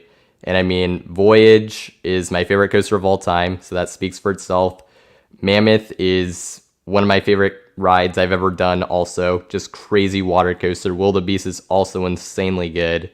Raven and Legend are some of my favorite wooden coasters ever. So, I mean, that top 5 right there is legendary, I guess, pun intended. And then you have some other solid rides. Cheetah Chase is fun. Thunderbird is fun. I wasn't able to do the log flume, but that looks pretty solid. And then they have a SNS drop tower, which those are always pretty fun. And Gobbler Getaway is also a fun shooting dark ride. So they may not have like a ton of like amazing rides, but the ones they have are insanely good. So I will say that. Issues is, I guess, like, not really issues, but the theming is more for charm than really immersion. Like, if someone was expecting, like, some crazy theming for, like, Halloween that would really immerse you in the holiday, you don't really get that, but I don't think that's really a problem. But I guess it's just a note. The operations are a little weird because, especially on Raven and Legend, it's a little slow because you have to enter and exit off the same side, and the strip where you walk across is pretty narrow. So that kind of causes for some slower operations. And like the ride lineup depth isn't as crazy as some of the other parks, but this park is still phenomenal. Civilian Satellite, you say you're not a water park guy. I am not either. That was literally the first water park I had visited in 5 years. And I have 2 like within 20 miles of where I live. But those water coasters were just, I mean, they're by far the best water park attractions I've ever done and some of the best attractions I've ever ridden. So, I mean, I highly recommend that. Even if you're not a water park person, you are missing out if you don't do the water coasters, at least Mammoth and Wildebeest, in my opinion.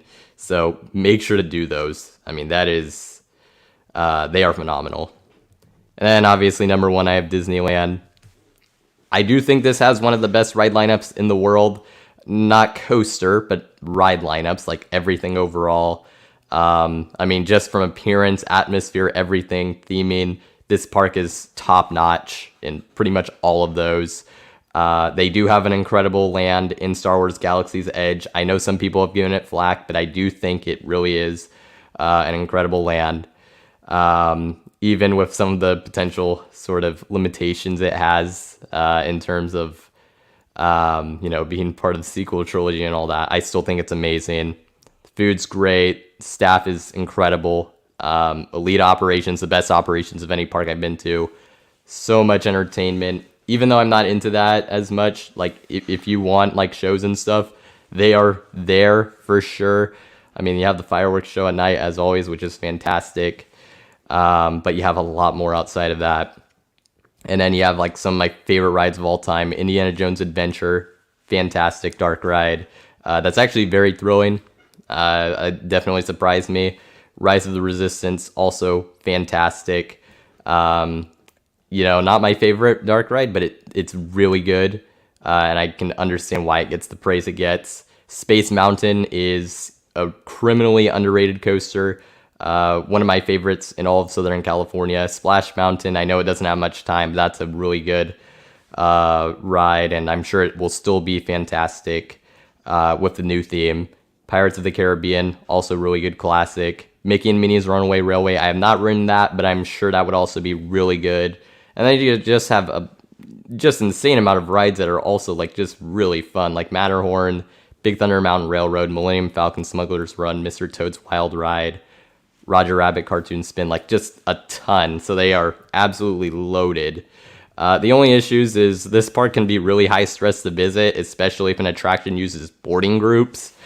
That is just always kind of like a thing that is very annoying. It definitely felt that way after visiting a few times. And then they don't really have any super extreme attractions. But I mean, it's Disneyland. You can't really expect that. If you want more thrilling attractions, I mean, you go next door to California Adventure. But even still, it's not like they have like all their rides are just pure like tame family rides. I mean, Indiana Jones is really good. Space Mountain, Splash Mountain, like those rides are. They have some thrills in their Matterhorn on the Tomorrowland side. Like they definitely have some really good rides, just not anything super extreme. So there you go. I have never done the Mickey and Donald meet and greet, or perhaps I have, but probably when I was like 4 or something. But anyways, there you go.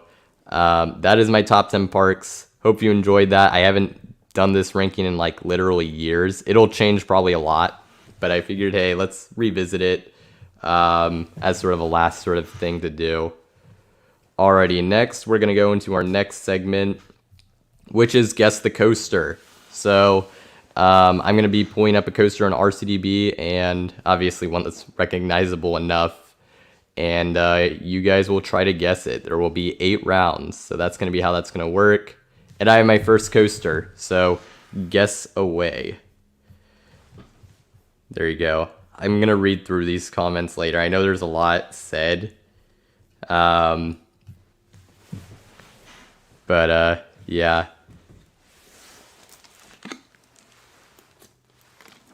I did declare cinnamon bread overrated. It's a great crime against the coaster community.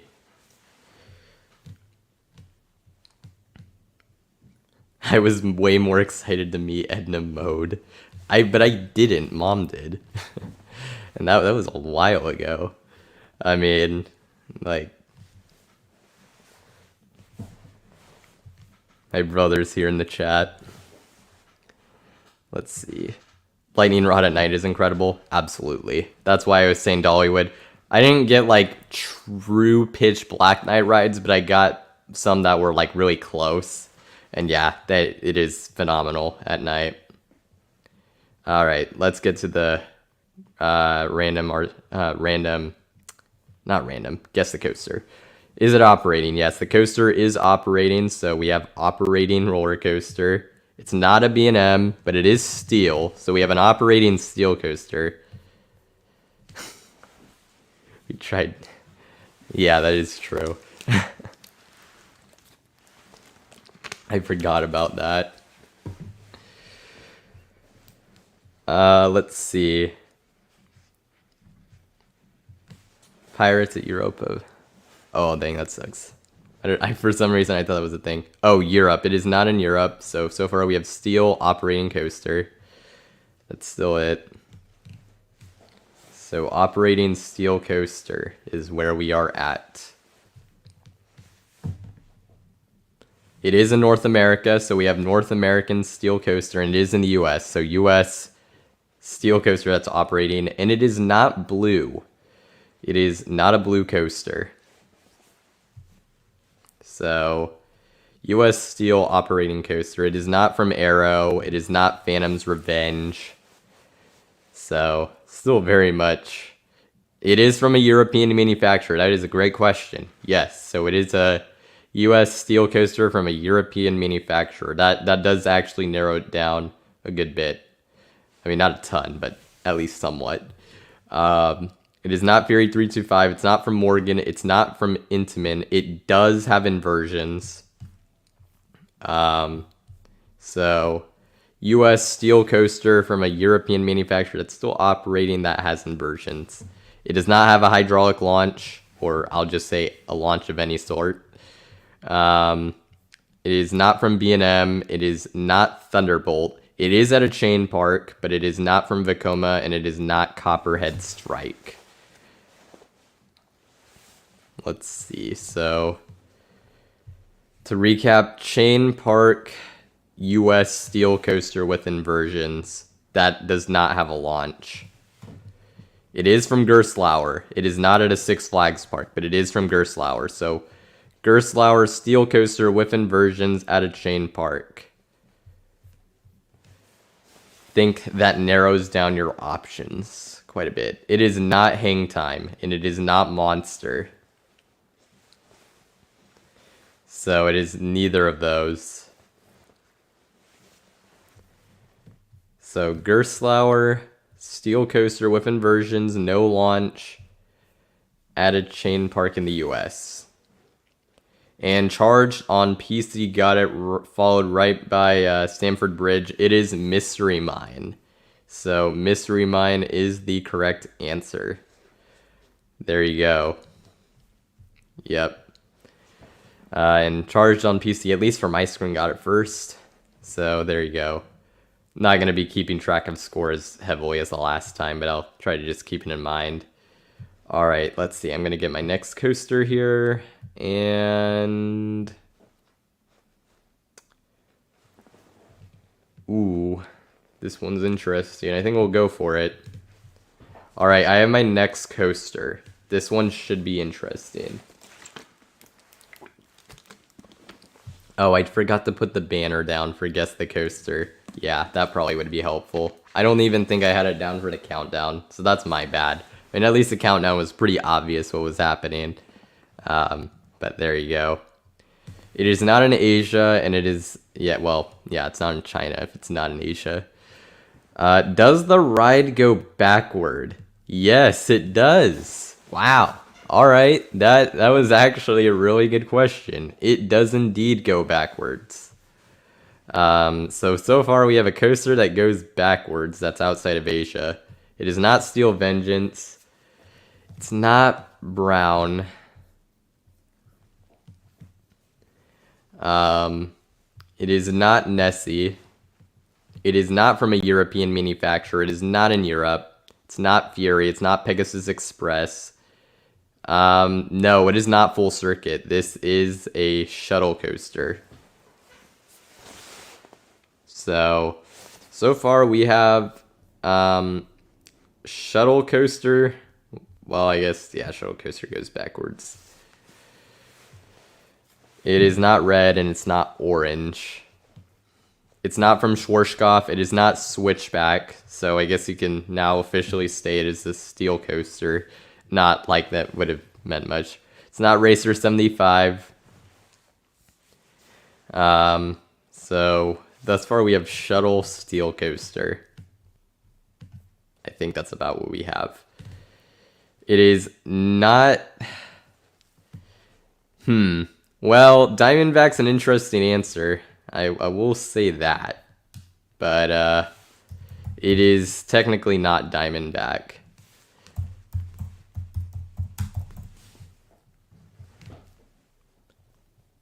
But, you know, yeah.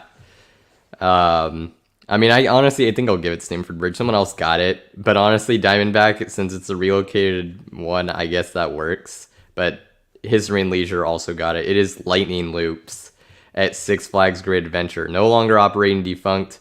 But, I mean, I get Stamford Bridge, Diamondback, you know, it's one of the coasters, so might as well give credit there. So, there you go. I mean, I guess I should have figured that would get answered before we got to the defunct coaster. But, good guesses there.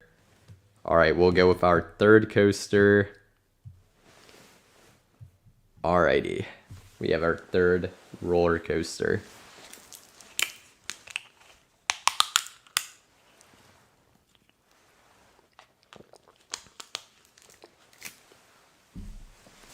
I haven't done one of the Aero shuttle coasters. I want to do one. Jace has done one, which that's pretty cool. And I'm sure like there's quite a few people on here also who've done it. So I want to do one of those though. They look really fun. But yeah, I have my next coaster. It is not Nessie. It's not Iron Gwazi. It is not from a European manufacturer. It is not Lil Phantom. It is not Yellow. It is not Prowler.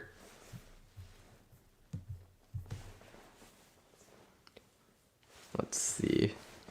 It is not a wooden coaster. It is an Aero, so we do have Aero coaster.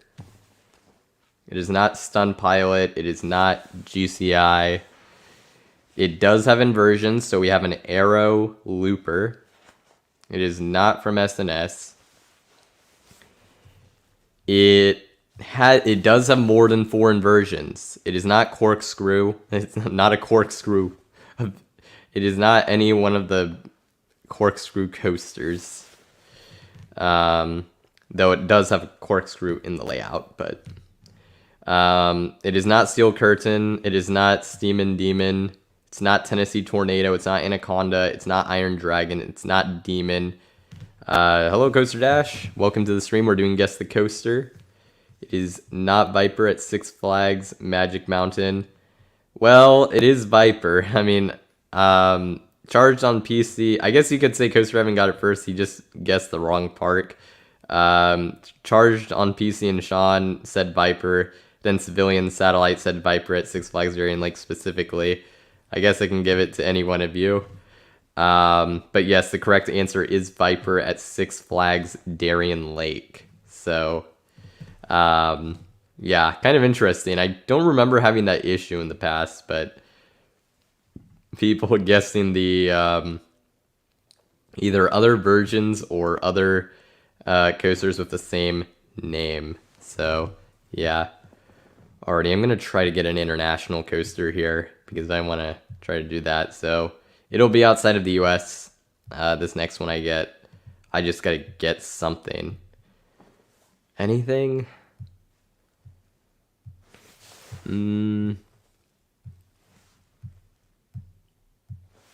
It's taken a while, which is not great. Let's see. Well, I got it. Alright, I have my next coaster. Guess away in the chat.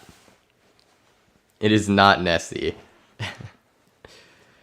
And it is not in Europe. Is it the same color as Nessie? No. Let me just verify. Why does Loch Ness Monster come up?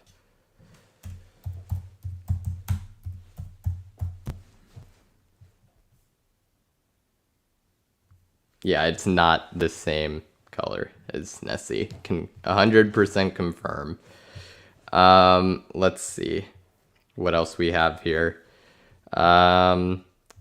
It is not in Australia, but it is in Asia. I need to put on the Jeopardy theme during this part. That is a good suggestion. Maybe in the long future. It is not in the Southern Hemisphere. Oh wait, did I say? Sorry, I said it wasn't in Europe. It is in Europe. My bad. I screwed up there. It is in Europe. Yeah, my bad. I had like a complete brain fart, but yes. It is not Dog Fart Coaster. It's not Battlestar Galactica. It's not Dizzy Love and Whirling Passion. It's not Hyper Coaster. Yes, I know the Loch Ness Monster is named Nessie, but the coaster was coming up. But I guess it kind of makes sense. It is not a wooden coaster. It's not Supersonic Odyssey. My bad. So it is in Europe, and it is in Germany. So this coaster is in Germany. Like I said, I messed up. I like don't know why I said it wasn't in Europe, but it is in Europe, and it is in Germany. So we have Steel Coaster in Germany, and it is from a European manufacturer, and it is operating. It is not in the home country of the manufacturer, so it is not from a German manufacturer, but it is from a European manufacturer. It's not Silver Star, it's not Expedition G-Force. It does have inversions. It is not Karnan. It is not at Europa Park. It's not Fluke von Novgorod. It does have inversions. Coaster Evan got it right. It is Fly at Phantasialand. So that is the correct answer. Good job there. Alrighty. So we'll move on to our next one. Ooh, and we got a good one. Alrighty. Ask away.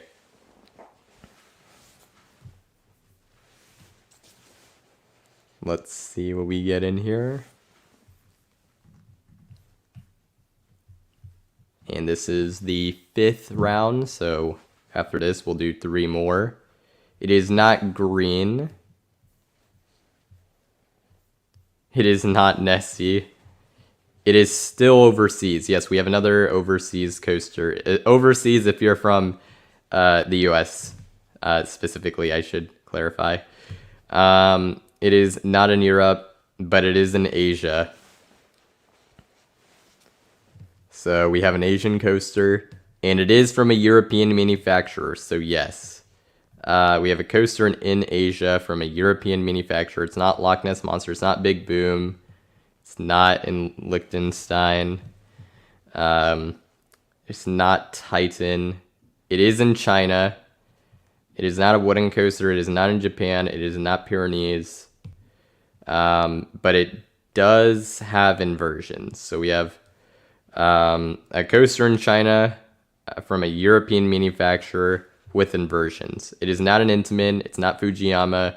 It is not a B&M. It's not Thunder Dolphin. It's not Steel. Oh, sorry. It is Steel. I don't know why I said it wasn't. So it is Steel.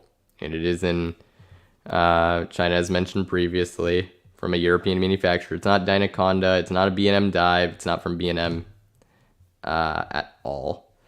It's not Dueling Dragons. It is not Intamin. Good luck to us all. It's not blue, and it is not green. It is not a Vekoma, but it is over 150 feet tall. So there you go. Is it at a chain park? I'm going to look at this. No, this park is not part of a chain, so it is not. It is not Hurricane. It's not Coaster Through the Clouds. It's not Wrath of Zeus. It's not Tron at Shanghai Disneyland. It's not OCT Thrust. So let me recap. It's over 100 feet tall, 150 feet tall. It has inversions. It's a steel coaster in China from a European manufacturer. It is a Mach coaster. So yes, it is from Mach Rides. And Mr. Color Roaster got it. It is Flash at Lua Adventure. That is the correct answer. Kind of a weird one to get with all the clues, but you got it, so that is a good job there. Alright, so we'll move on to our next coaster. So that was 5. 3 more, I think. Alright, we have our next coaster.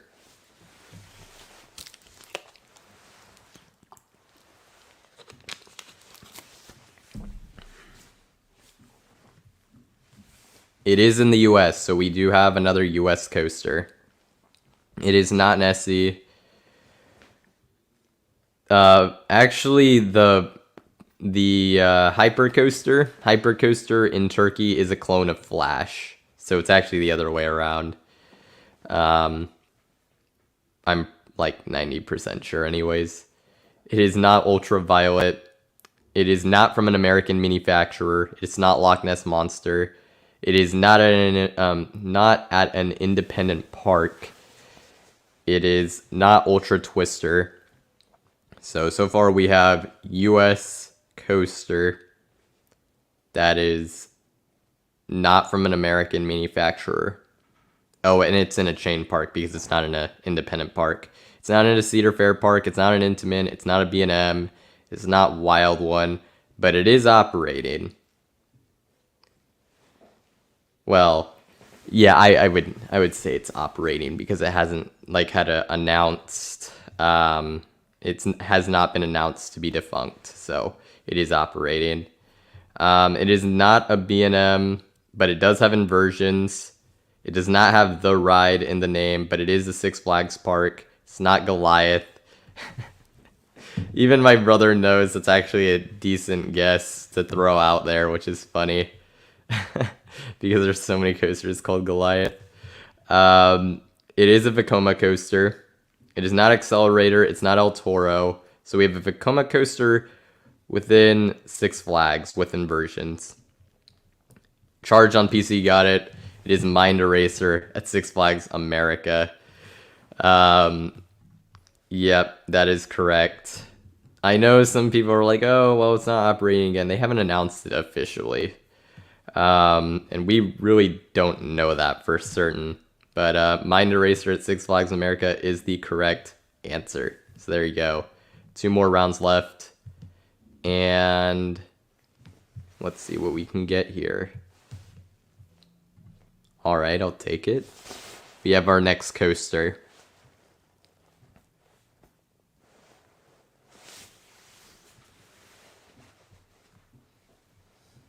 Mind Eraser at Darien Lake is worse. I have no comment. The only SLC I've done is Kong, so can't say much there. Is it invisible? No. Um, I mean, it is kind of a forgotten coaster at its park, I guess you could say. Like, it's not one of the top, like, bunch, I'll say. So if you're talking in that sense, I guess you could say that. But it is a steel coaster. It's not Nessie. It is in North America. So we have North American steel coaster. You have, as far as I'm aware, you have not been stung by a bee while riding it. So, no. It is not Loch Ness Monster. It's not Goliath. I mean, hey, you have the one. If you guess Goliath, you have a chance just because it's like there's a decent amount of coasters named that. Does it have a themed station? As far as I'm aware, no. But it is an aero coaster. It is not in the US. So we have an aero coaster in North America, but it's not in the US. It is operating.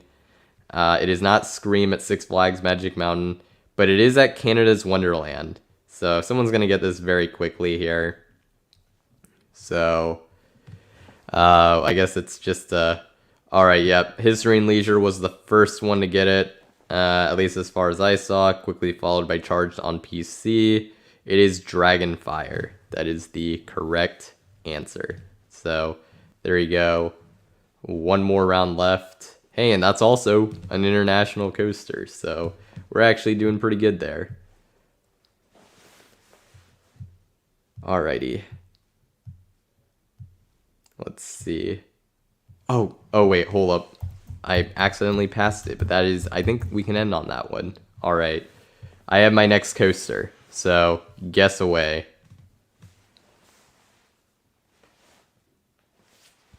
It is not Goliath. Let's see. It is not in Africa. It is not Loch Ness Monster. It's not Nessie. It's not in the US. It's not a pink coaster. But it is a steel coaster, and it is in a chain park. Yep, it is in a chain park. So steel coaster at a chain park, not in the US, but it is from a European manufacturer. It is in Europe. So European steel coaster from a European manufacturer at a chain park. Let's see. It is not dog park coaster. I mean, you're getting close. Not really close in terms of the guess, but more in terms of the name. It is not Velociraptor. It is not at a Wallaby park. It is not in Germany. Medusa Steel is not in Europe, so no. It does have inversions. It is not Silver Star. It is not Lost Gravity. So, trying to recap, it's a European coaster from a European manufacturer in a chain park, and it is steel. So, and it has inversions. It is Steel Colossus. Trying to figure out names. It is an Intamin. So, yes, it is an Intamin coaster. It's not Wilda Hilda. Let's see. It is Intamin. It is not at Wiener Prater. It does have a launch. Is it at a park with 5 or more coasters? Yes, it is. It is not Sick. It is not Tutatis. It's not Expedition G-Force. So we're still at an Intamin with inversions in Europe.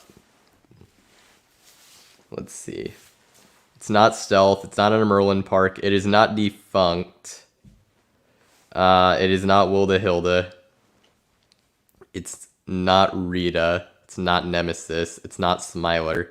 Once again, History and Leisure. He got it. What an absolute snipe. It is indeed Gotham City Escape. Yeah, that is a snipe for the ages. Like, holy cow. That was a really good guess. There you go. It is indeed Batman Gotham City Escape at Parque Warner Madrid. Wow. There you go. So, that's going to be it for Guess the Coaster. And we'll move on to our next segment, which is Buy or Sell. And then my special guest for the fast food tier list, in about 15 to 20 minutes, we're going to start that. So I'll give you that heads up real quick. Alrighty, so buy or sell. This is obviously inspired by the Airtime Thrills video series. Had permission from him to do it. So credit to him for introducing this to really the coaster world, I suppose. But basically how this works is you're going to give me your takes or predictions. And that is going to be, and I'll answer them, I guess. We're going to do a 10-minute thing. So put your questions in the next 10 minutes and I'll answer, or not questions, sorry, takes or predictions. So there you go. And they can do with coasters. They can do with things outside of that. Doesn't really matter. Go straight for it. Probably not anything related to fast food though, because we're literally going to do a tier list next. So that's the only thing. Buy or sell. Cedar Point will not hit 20 coasters. You know, like if we're talking about ever, I would probably sell it because I figure they would eventually find a way. But, you know, I could definitely see that they won't do it in the next 20 years because they always kind of have to remove a coaster to put a new one in. And maybe you're right. Maybe they flat out never will. But at least for like the next 20 years, I will buy it just because they have to remove something to put something in. So, yeah, I will buy that. That's actually a good one. That is actually a pretty good. And I mean, if they can't catch up to Magic Mountain or Energylandia anyways, what does it matter? Let's see. Both Madrid parks will get a coaster by 2030 after Gotham City Escape. Let me look at Parque de Atracciones. Just to look at their previous schedule. Oof, man, they've had a bad coaster drought. I mean, they hadn't gone, their previous longest was 6 years, and they've been on an 11-year streak. So, yeah, I'll buy it. I think they'll get a coaster for sure. Yeah, 100%. I'll totally buy that one. For sure. Yep, I'm buying this as well. I mean, they put it on Riddler Revenge at Six Flags New England, the new SLC trains, and they just put it on Batman at Six Flags Mexico. So, I mean, yeah, I think we're going to see more of that. As long as they're willing to keep them around, I think we're going to see that more. So, yes, I'm buying that. Creature from the Black Lagoon musical returns, selling that. I think Universal doesn't want to be associated with that disaster anymore. Relocate. Okay, I guess Corkscrew gets relocated from Cedar Point to Beach Bend. And wow, that's a lot of things to put in there. I'm going to sell it all completely. I do know that Corkscrew from Knott's Berry Farm did get relocated to Silverwood, so, you know, would a park be willing to relocate Corkscrew? Maybe, but honestly, if like at its age, that would be pretty surprising. I do think Corkscrew is on the chopping block within the next few years, though, but I don't see it getting relocated anywhere, so I'm just going to sell it based off that. Buy or sell, Six Flags Dread Adventure gets a tilt coaster for 2024. Man, I think you're the first. Are you the first person I've heard bring up that idea? I do like that idea because we know that they're teasing something big to be coming in 2024. I know there's been like the Giga rumors, but I don't know exactly where those are at. And you know, they did just start working. They did get a like family coaster from Vekoma, which is promising. Obviously, you know, it's a little family coaster, but hey, at least it's something. Honestly, I don't think I can quite completely buy it. Like, would I be willing to bet that this is what they're getting for 2024? No, but I could see it. So I would actually buy it. I actually like that idea a lot. for sure. I like it a lot more than dive, especially now that Dorney's getting a dive. But the problem is if they were planning to get one, that can't really affect it because they would have already been too far into the project. But I think that would certainly be pretty cool to see. Top Throw Dragster will increase just enough in height to take the record from King to Ka, buy or sell. You know what? I am going to buy it, but not like in a weird way. I do kind of believe in the idea of like there's that rumor that they're going to put a back spike on Dragster. I do buy into that, and I do think they would actually make that back spike taller than King to Ka. They're not going to raise the height of the top hat because that's like literally impossible. But I could totally see them trying to take the height record with the back spike, which would be hilarious for like a lot of reasons. If Cedar Point really tried to take the height record in that way, it'd be very hypocritical, given their history of records and what they've claimed. But I think I honestly buy it. I think they'll do it, and it's going to be really funny if it actually happens.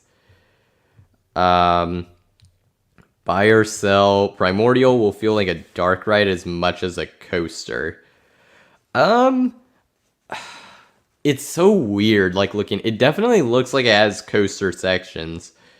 It'll definitely have some sort of. I think they still are saying it might have an interactive feature. So I think I'll buy it, but it's going to be an interesting sort of hybrid. So I'll buy it, I guess. Dragster's not going to have inversions. I'm selling that. Yeah. I think that's just ridiculous. I don't think that's happening. I mean, I guess if they could figure out a way, that'd be kind of cool, but I cannot see that happening. Skyline will sell a non-kiddie coaster within the next 3 years.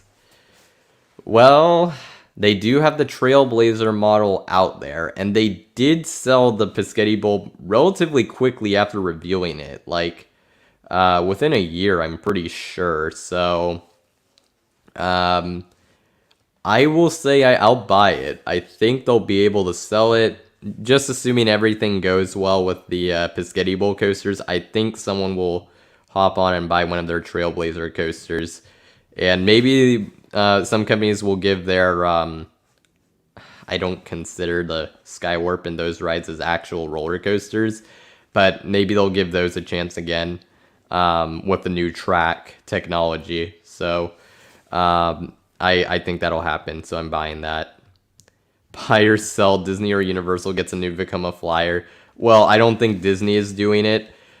Honestly, out of a thrilling coaster model that, like, you know, people are like, oh, Disney won't get thrilling coasters. Like, they have, and they will, like, occasionally. And I do think a Vekoma Flyer is actually kind of it's an interesting idea. I think it could be doable, but I think the problem is Disney there, and now they're actually having issues with Tron, but a lot of their rides, you know, they want to have that like wide accessibility, and I don't think a flying coaster really accomplishes that, because there's going to be a lot of people who are unable to ride for various reasons. So like Disney, like they try to make their rides accommodating to as many people as possible. So I just don't think a flyer will work in that way. Universal is a lot more interesting. They haven't worked with Vekoma in a good bit, which is probably why I'm going to sell it. But I mean, man, I think I'm going to have to sell though for now, just because Universal hasn't really worked with Vekoma in a good bit. So I'm going to sell that, but I like the idea. Buy or sell, Belantis and Plone, parks in former East Germany, will steadily grow over the next decades. Once again, got to look up their... I mean, it's not much to go off of, but at least I feel like by looking at what they've done. So Belantis opened in 2003.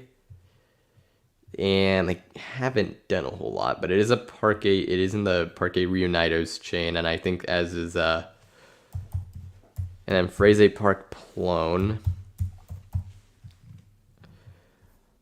So been open since '96. Plone's actually on a pretty good streak. They added quite a bit in the 2010. So I mean, would that be a reason that they would hold off? Maybe, but I think I'm gonna buy that. I think at least I think Plone will grow. Belantis, they haven't done anything in a little bit, so they're a little more iffy. Um, and they're in such a humongous chain that also doesn't help things, but I think I'll buy it. Buy or sell. Six Flags Qiddiya really builds the tallest, fastest, longest coaster. You know, I am actually going to buy it for now. Obviously, with Six Flags Qiddiya, you know, I understand there's a lot of it's the whole deal with it being funded, at least in a significant capacity, by the government definitely sort of muddies things when you want to talk about it. But just talking about it from a pure, like, if this will happen standpoint, I do believe it is going to happen. As for if this coaster will really be like in the big and crazy form that they're talking about, at least for now, I am actually going to buy it. This is one of the few parks where money really doesn't seem to be an obstacle. And they are like legitimately working on this ride. Like there is like actual groundwork being done.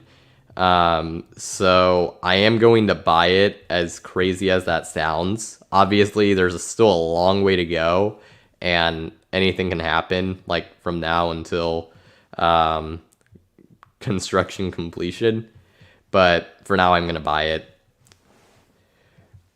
Yeah, Bravin 2022, the two could see 1 to 2 more.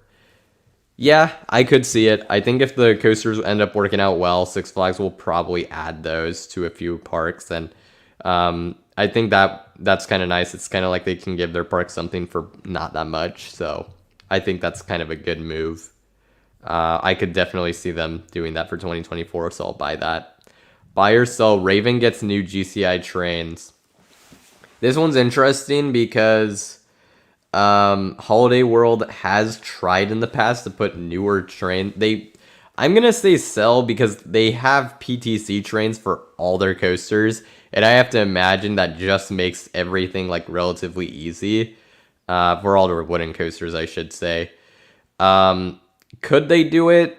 Sure, but I think they're going to stick with the PTCs, so I am actually going to sell. But I like the idea. I just think because it's probably very nice to just be like, okay, send all the trains to the same spot when they need to, and then, you know, it's relatively simple. If you're going to a different company, now you're adding like a just kind of an inconvenience, and is it really worth it? It depends on how you see things from Holiday World's perspective, I suppose. So I do like the idea, though. The new park in Poland, the one getting the Vekoma Ghost Rider, I actually didn't know they were actually getting one of those, but that's cool. That being Hasso Land will prompt even more parks to pop up in the country. I'm going to sell. Like, they have Energylandia and they have that park.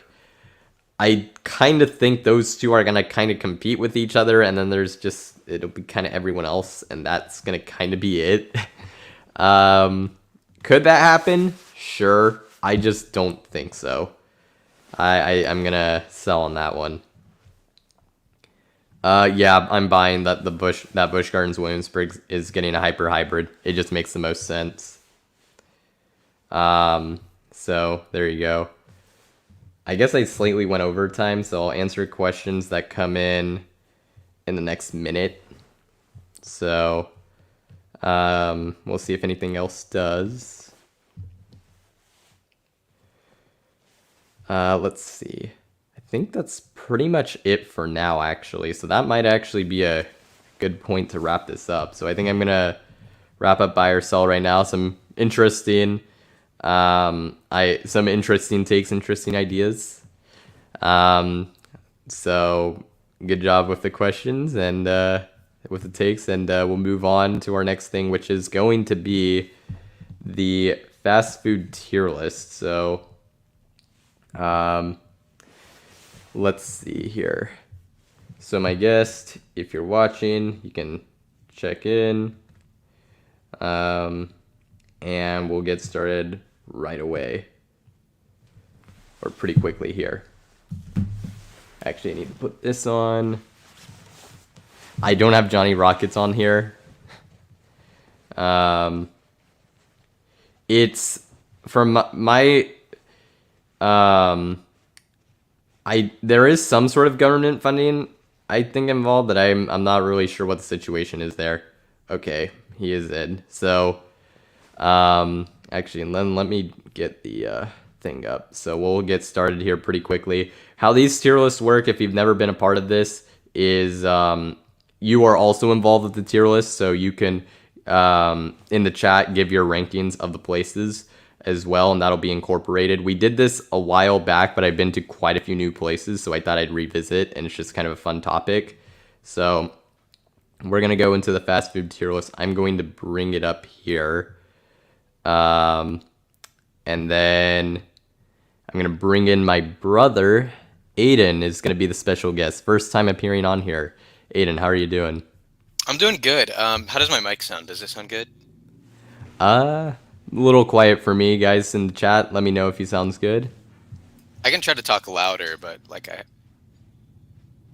it's weird. I can kind of hear it. Yeah, off your computer, I can kind of hear it. So yeah, it sounds quiet. Huh. That's kind of Let interesting, me, but there let you me pull up the go. chat. All right, mic is fine, so we can roll forward, I Um, think. alrighty. Yep, All right. sounds So good. what are we gonna rate first? All right, I'm actually going to go backwards because I want to end on a good note. So we're going to rank Subway first. Um, I can put that in D. I'm okay with D or C. I'm okay with C. Subway is not good. I have it in You F. really don't like it. I think it's Uh, okay. I think it can be D or C. my issue with Subway is I had to have this so many times in cross country where it was like the only option, and like you can literally make a sandwich at your house that's like way better. So I mean, I guess, but I still think D. I think there's worse. I think there's worse. I am not a fan. Let's All right, see. fine. What does the chat say? What do they think? Coaster Evan has C for this. Marty has a good point. Subway is only as good as your choice. Maybe you're just making a bad sandwich.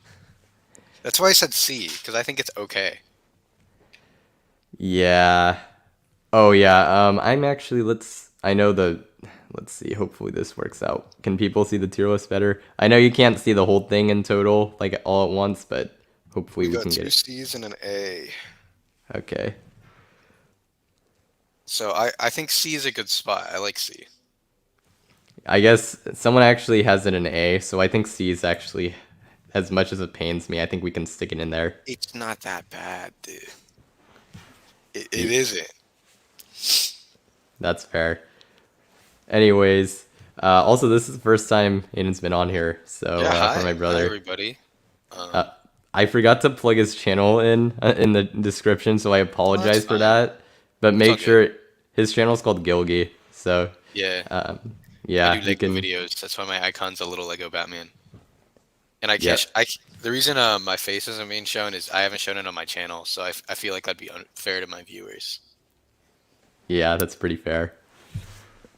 Alrighty, next we have Habit at well, this is one that's more local to us, so if you haven't checked this out yet, that's kind of why it's more a West Coast kind of thing. Um, Aiden, where do you have this? I could go high B or low A. I like Habit. Every time I go there, it's pleasant. It's pretty good. I have it in A. I don't I, think anyone I don't we'll see if anyone I in think A chat is has had good. this. It seems like It's most people haven't. Yeah, that I know this is kind of one of the ones that's kind of like more exclusive to us, but it is quite good. The portions are small and it does tend to be on the pricier side, so keep that in mind. You have to get a double burger pretty much every time because the portions they're like Yeah. really small, even for my standards, which are not much in terms of the amount. But it's really good. One of the best fast food burgers out there, in my opinion. But like I said, you have to get a double decker at least, just because it's so small. And yes, it is kind of pricey, so that is a bit of a knock against it. Already, next we have Taco Bell. A for the habit. Somebody said civilian satellite says A for habit. It's great the first few times, but it gets kind of old. That's agreeable. I only go there every once in a while. That I guess you're kind of right. I do kind of have it on occasion, but That's a good take. I like that take. All right, so Taco Bell. I don't know how I feel about Taco Bell. I used to really like it, but that was like 5 years ago at least. yeah, we're kind of on the same page. It used to be like one of my absolute favorites, but now it's like I can actually hardly even eat it. Not because it's bad, but just because it like just makes my stomach upset, unfortunately. I would say C. I think C's fair. I don't think it's D. I Yeah, don't. I would have C as well. Yeah. All right. Yeah. That's Let's see. Chat is like A, B. Hey, you got to Taco Bell New Zealand. Congratulations. Taco Bell would be S if it didn't include places like Moe's and Chipotle. I don't know about that. Like I'm not a big Taco Bell guy anymore. I used to like the Doritos Locos Tacos, but not anymore. They're not my thing anymore. All right, so let's see what. So Chad is higher on us than us, although, okay, Western New York Coasters did give it an F. So okay, an F. We got an S, an A, and an F. So people are divided about Taco Bell. It's a controversial topic. I think I think we'll put it in B. I think there's enough. B. Okay. Well, Okay. there's enough people saying A and B, even though we're at C and someone has an F. I Can we think can we change it possibly at the end? Because I might advocate for it being a little lower. we'll see, We'll maybe. see. All right. All right. All right, next we have Burger King. Burger King goes in F. I hate Burger King. Oh my god. Yeah, we'll see what chat says. This can be changed, but we're in agreement here. I mean, I would argue I dislike Subway even more, but outside of that, Burger King is my least favorite fast food. I mean, the last time I ate there, it was comically horrible. I've Me- it was awful. I cannot eat it here. Okay, civilians right about the Baja Blast. He brought up the Baja Blast, and that's true. But is it even exclusive anymore? I thought you could buy that in stores now. You can buy it in stores. Yeah, exactly. So it's not even exclusive. So Taco Bell loses value. I think people argue it like tastes different or something though. Maybe. But yeah, Burger King stays in F. Well, I we'll don't like see. Burger King. I think the chat is gonna even this out. Some people really like Burger King. I know Some this people are one's kind saying of A. divisive. Yeah. All right, we'll keep it in F for now. Maybe it'll go up to D. That's as high as it's gonna go. No, keep it in F. Keep it in F. No, the chat All right, is fine. advocating. So we both have it in F. So I think yeah, D is about as high as it's gonna get. Actually, I'm looking at what's next. Oh, you dislike this What's place more worse? than I do. What's worse, Uh, Burger King or Arby's? um, I think personally, I'd say Arby's. Burger King. No, I I know think you really Arby's don't is like worse. it. Arby's like they're always like we got the meats. It's like Arby's does not have the meats, dude. Nah, put Arby's in F. I do not like Arby's. I would put it in D tier. Guys, what do you think of Arby's? B B. tier? Ooh. Okay. It's kind of a similar situation to Subway, but in my opinion, a little better. Obviously, they're very different places in terms of like how things are sort of stylized, but in terms of quality, they're Everybody's pretty putting Arby's in close. B. We might as well put Arby's in B. I don't like it, but everybody's putting it in B. Well, we got one C. Where I think it's gonna even out and go into C because you said Okay. F, I said D. Most of the chat is going with B and then C, so I think C is we'll put it in there. Now, the next one I cannot talk about because I haven't been there. I almost ate 2-day old canes, but I didn't. Yeah, so our next one is Raising Cane's. I know some people really like this place. This one wasn't on the last fast food tier list. I have since tried it because they just put some in my area, and I've actually had it a few times. I've had the chicken tenders or and the chicken sandwich. It I think really depends on how in love you are with the sauce. I think it's solid, but I don't think it's anything that amazing. So I would put it in B because I still think it's like very solid. It's definitely above like C. I think it's kind of baseline. Um, so I would put it in B tier, but we'll see. With Canes, let's see where you guys are at on this one. C. I'm gonna place it in B for now, and we'll see if chat sort of changes it because we have B and C so far. Maybe there aren't that many people who've been here. Um, oh, Western New York Coaster says A, so A, B, C. That literally evens out to a B. Yeah, I think B is good for that one. We'll wait a little bit. Just wait a few seconds, see if anything comes in. Oh, I just realized the order kind of sucks because you haven't been to Moe's either. Yeah, like what does Moe's even serve? It's like Chipotle, but Is not it as worse or good. better? Yeah, not as good, basically. At least in Is it? my one experience. And well, I'll go into it, I guess, right now. So Moe's is the I had it one time when I was in Indiana. Um, and the food I would say is probably like B tier level, but the experience was like at a D tier level. The floor of the place was like the stickiest floor I'd ever walked in. It was like, what happened here? It was awful. And then just there's just some bad vibes. Like the staff were just not into it that day, but like to an absurd degree.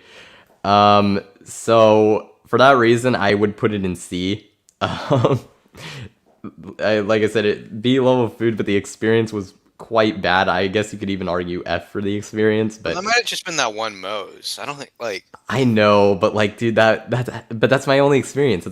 okay. That's what I got. Does it have like the same threat of Chipotle where depending on the Chipotle you go to, you get diarrhea? Or is Moe's not like that? That's what I want to know because I I think that have can no idea. help. Chat how's the consistency with Moe's? Okay, somebody just talked about how it's good in New York City, but garbage at Hershey Park. So maybe did They have like one at Hershey. I guess. Moe's. Someone has it in S. Um, They mentioned the salsa. Apparently, they have very good salsa, which you don't like. yeah, that's fair. Someone has it in B. Also said it felt like discount Chipotle. Like I think that's like a really accurate description of it. From what Um, I'm hearing, B and C seems like a good rating. From what I'm so seeing in chat.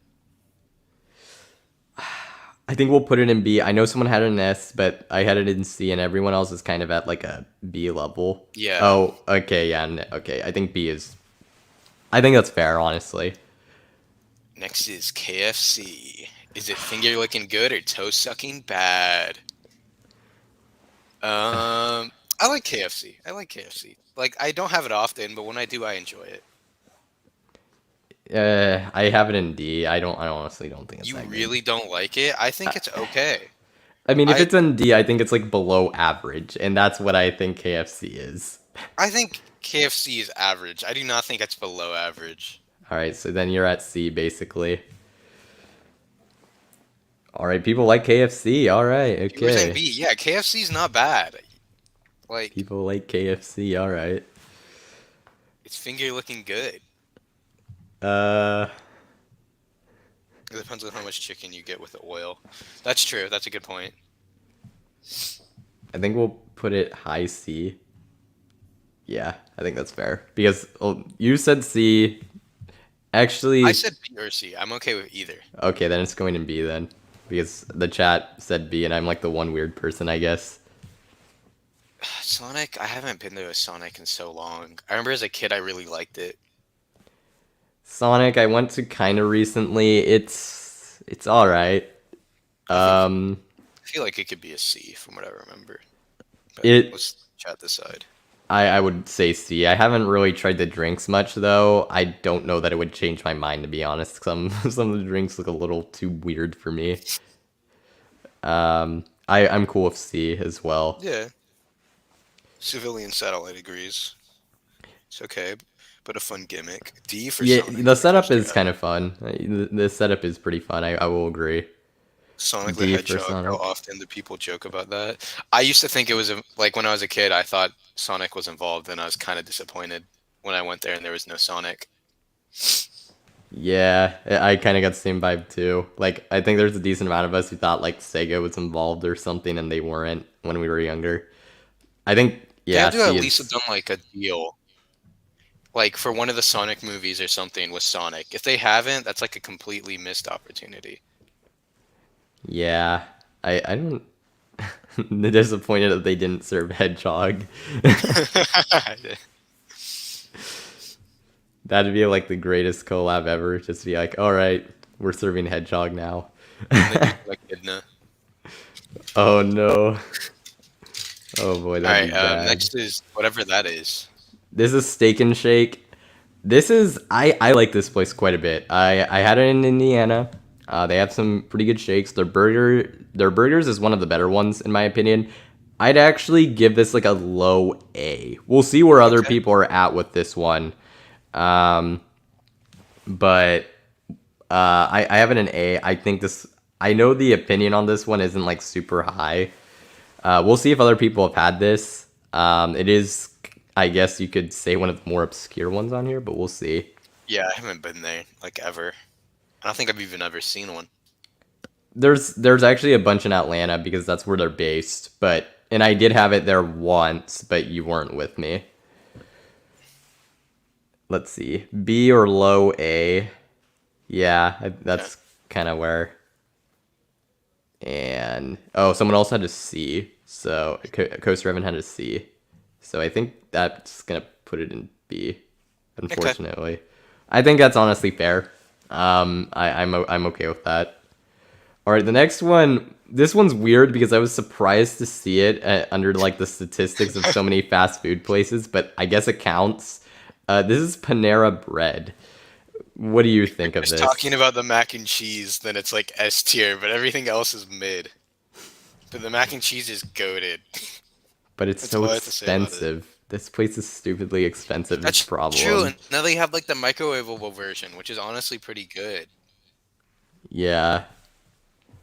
Everything's cutting out for me right now. Oh, really? Um, yeah, just for a bit, but now it's back to normal. Okay. I could still hear you clearly, so that's weird. Okay. Um, let's see. Panera. So where do you have it then? Good from there. Where do you have it, Aiden? Uh, that's difficult. I would say C. I would give it a C.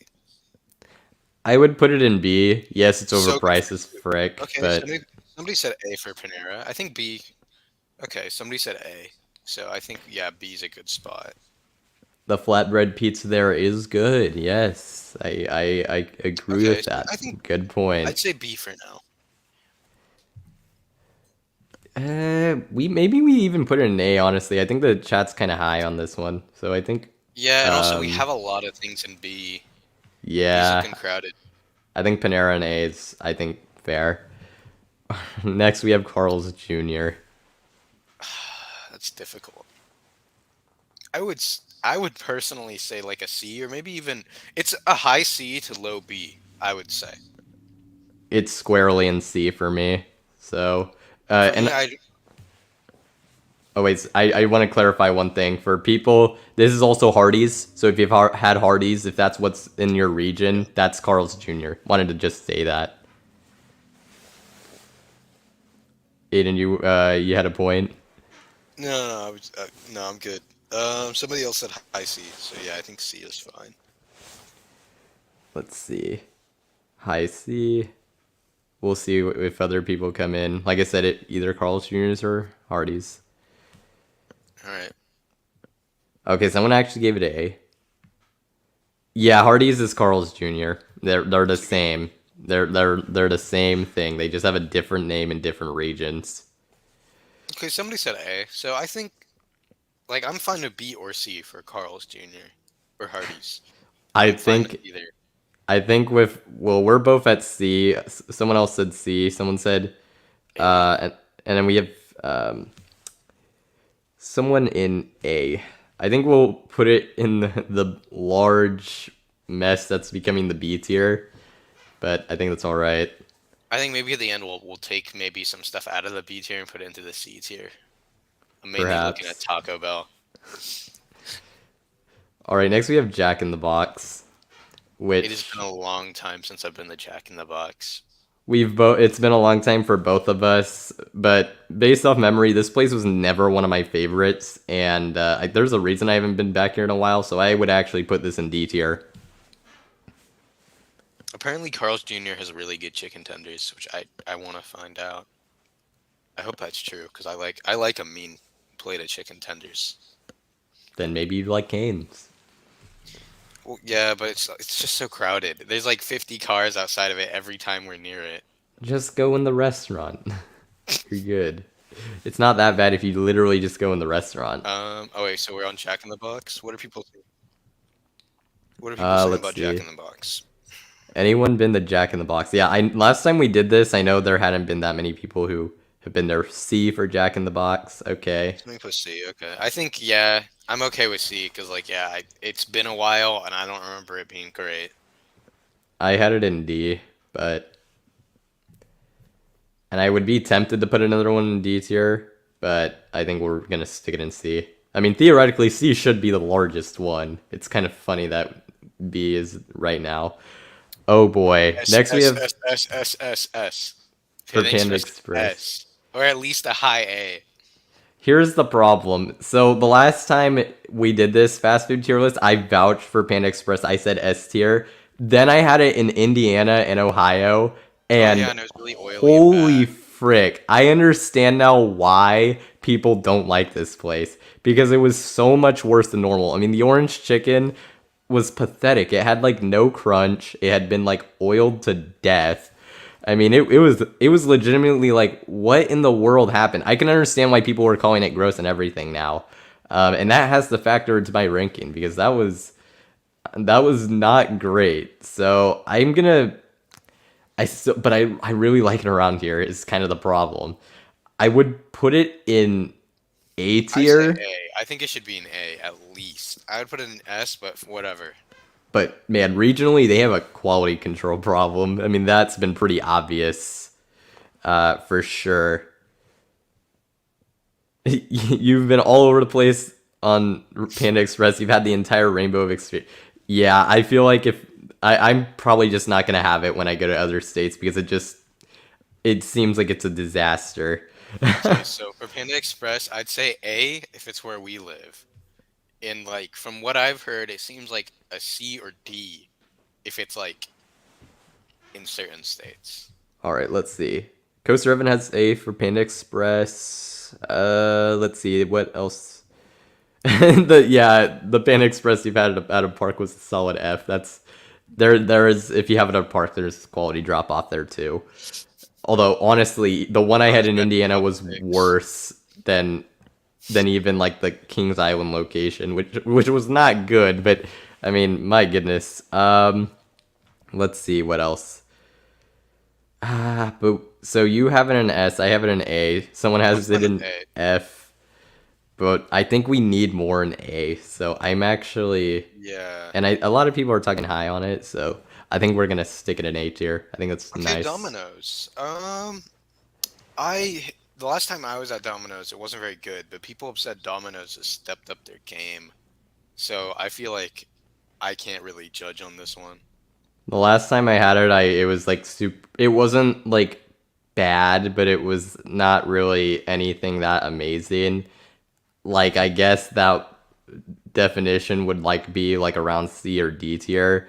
I mean, I'll let the chat decide honestly, but that's where I'm between. What do you guys think of Domino's? Where should we put it? Marty says he had Domino's 2 nights ago. What do you think, Marty? I need to know. Oh, wow, Bobby on Land has a Domino's. That's something. That's a park in Belgium. Or Really? Huh. yeah. All right. Um, Most people are saying C right now. Yeah, B or C. So I say Domino's goes in the C instead of going into the mess that is the B tier. we have, I think yeah, C is fine. I think so. Alrighty, next we have, Mr. Evans said S for Domino's. oh, really? Large three toppings for $9.99. Carry out can't beat that. Yeah, the price That is, does sound pretty good. I kind of want to try that now. alright. I mean, it's a mess, but I think we can raise it.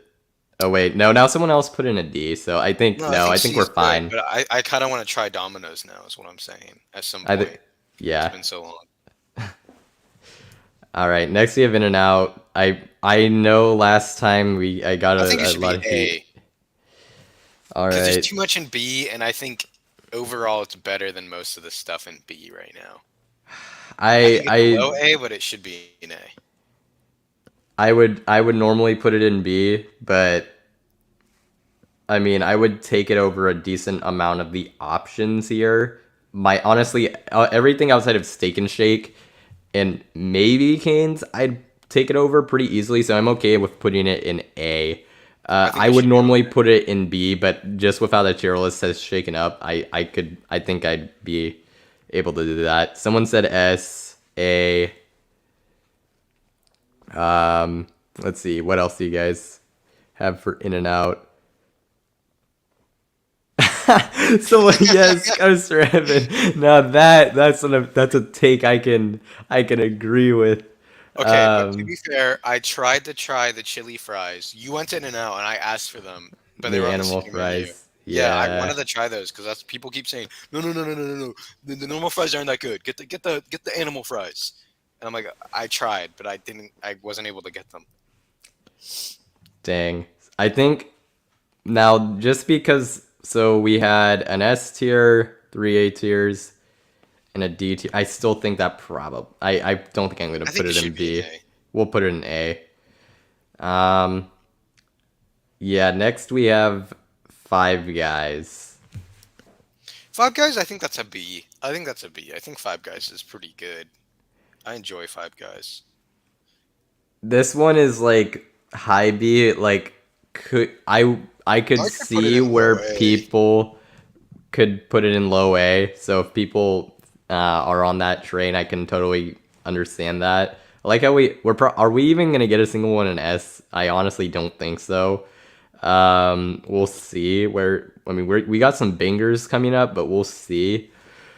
Um, yeah, let's see where people are at on Five Guys because I'm like I said, it would be high B for me, but we'll see.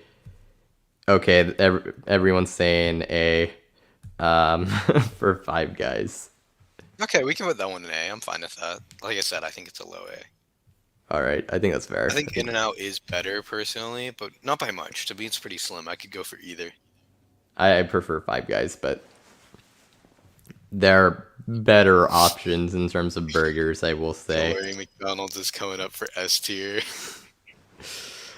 All right, the next We'll one we see. We'll see have, when we get there. Chick-fil-A, for me, I would say that's an S tier personally. But I can get if somebody's like, I don't like it. If you don't like chicken, you're not gonna like Chick-fil-A. yeah. So Chick-fil-A, this used to be like the sort of like the one I would have considered the goat. Right up there Mr. with Evans, Panda what's up? He said Express. that's for Chick-fil-A. I think it should be an S. I would still say S, but it's not like top dog anymore. It's not. Yeah, I think there might be other places that are also an S. There's one place specifically which we'll get to that I have higher, but and if that doesn't make it an S, I'm gonna be so mad. I'm literally gonna. I mean, anyways, let's see. Mickey S for Chick-fil-A, D's. A tier for Chick-fil-A. Yeah, we'll see where people are at with it. Stanford Bridge said boo. We got a boo in chat. Boo. I get it. I get it. Some people don't like Chick-fil-A. That's fine. But I like it. there's I can understand that for sure. But you know what I will say? Chick-fil-A on Sunday is an F. It's F. That is a good point. Okay, someone else said an A tier. I think we're gonna keep it an S because I think we need something, and at least this seems to be mostly agreed upon. And it's like the lowest we are getting is an A tier. So, all right. Next we have McDonald's. You go. Marty says that McD's Z tier. Okay, I know I have been to McDonald's actually a decent amount of times in the last year. My friends like to go on McDonald runs, as they call it. And I had my first Big Mac on top of a park, on top of the playground. Like, like the little slide thing you can like climb on top of. I climbed on top of it and ate it there, and it was a pretty good experience. And like the chicken nuggets are pretty good. So I would at least say a B for Mickey D's, in all honesty. I would at least say a B. It's better than any of the garbage that's in C, that's for sure. I mean, well, I would take Sonic over it, but I agree that it's better than the other options. I like B. Somebody said D. Somebody said C. I have it in C. I would agree with that. Mickey D's might be a guilty pleasure of mine now, but I think like it's it a going. lot. I think it's going in C, which I think is like pretty accurate. I Put think it at the top of C. It should be like at the top, at the very top. fine because I Yeah. think McDonald's is I think a pretty fair like sort of baseline, which is what C is supposed to be. Um. Oh, although Coaster haven't put it in S, and we have someone else who put it in S. I don't know. We might have to put it in the The B Sprite, though. cluster. I The think McDonald's Sprite. I think it's That's a going good in B point. just because of that. Yeah. As for McDonald's, billions and billions served. Walked right by In and Out. Go to McDonald's. Yeah, that's what you should be doing. That's the right kind of priorities. I don't even I, consider Starbucks a restaurant. Why is it here? Like I mean, it has breakfast items and drinks. the This is Charlotte shakes are good from McDonald's. Have you ever had those? the Shamrock. Oh, I think I had it when I was younger. Yeah, those were solid. This Samford Bridge brought it up. Stamford. I'm messing up all my words today. Yeah, those ones were pretty good. That is a good shout out. All right. All right, next we have Starbucks. Where do you put it? I would say at least like I don't even consider it a restaurant. Like I don't. Like the portions of the food are like really small. It's not bad. I just like I can't eat there and say I'm fulfilled unless I buy like multiple things off the menu. Like that's just my opinion. But there's good stuff there, so like it's hard to describe, you know? I would say C or B honestly. I'd put it in B because it's another. Also, the consistency is kind of yeah, it's a little difficult to rank, but it is like too popular. Yeah, You cuz can like get I food at Starbucks. You can get morning items. yeah, like there's some okay sandwich. Like some of the stuff isn't bad. It's just like it's not a real like I don't consider it a real meal. So I think for that it should be in C personally. I think I'm yeah. We can put Because it in like I'm C not then. ranking it as a coffee place. I'm ranking it as a restaurant. And as a restaurant, it's barely even a restaurant. So technically you could put it lower in my opinion, but Coaster, I haven't put it in S. I think we have to put it in B now. okay, B. It's just become the biggest cluster ever. Holy All frick! right, noodles. I've never been Noodles to and a Company. noodles. So this is a new place I tried this year. I actually thought it was pretty good. I would put this in A tier. We'll see where you guys land on it. Basically, it's like you have a bunch of different pasta dishes, and they have like Italian dishes, Asian dishes. It's actually Sounds kind of a pretty good. cool idea. Sounds pretty So good. yeah, it's kind of it. Out of all of these, it may be the most obscure outside of Habit in terms of people knowing about it. Oh wait, but Carrick, the person who said S for Starbucks, they literally said Coaster Evans said S for Starbucks. I've never been there and don't drink coffee. Why is the line always so long? So it wasn't even a real S. Does that change the ranking? But wait, wouldn't that is that not like And counting th- the? All right, whatever. We can keep Frappuccino. it in P. Actually, it was. I would put I'd it like in C. clarification on that.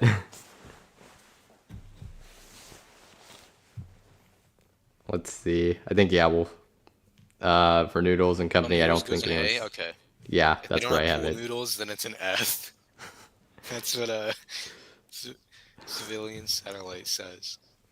I unfortunately don't think they have Pool those. noodles with marinara. Nice. All right. Next we have Chipotle. Where do you got I it? think that's like a B.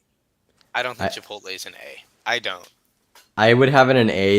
It would be an S if the variant if the There's a risk of diarrhea. I think that immediately takes it down. That takes it out of S. If that's a risk for a restaurant. okay, there's the clarification. Okay, yeah. So Starbucks is going in C. All right. And then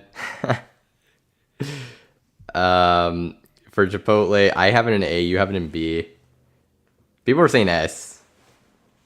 Whatever. Like it's I like it, but honestly, like now if there's like a butterfish nearby, I just go there instead. I like that place more now. I mean, that's the setup we literally have, so Yeah, yeah, that's what I'm saying. Like now, you know. yeah, there's enough people saying S. We're putting in an S. All right, next we have Wendy's.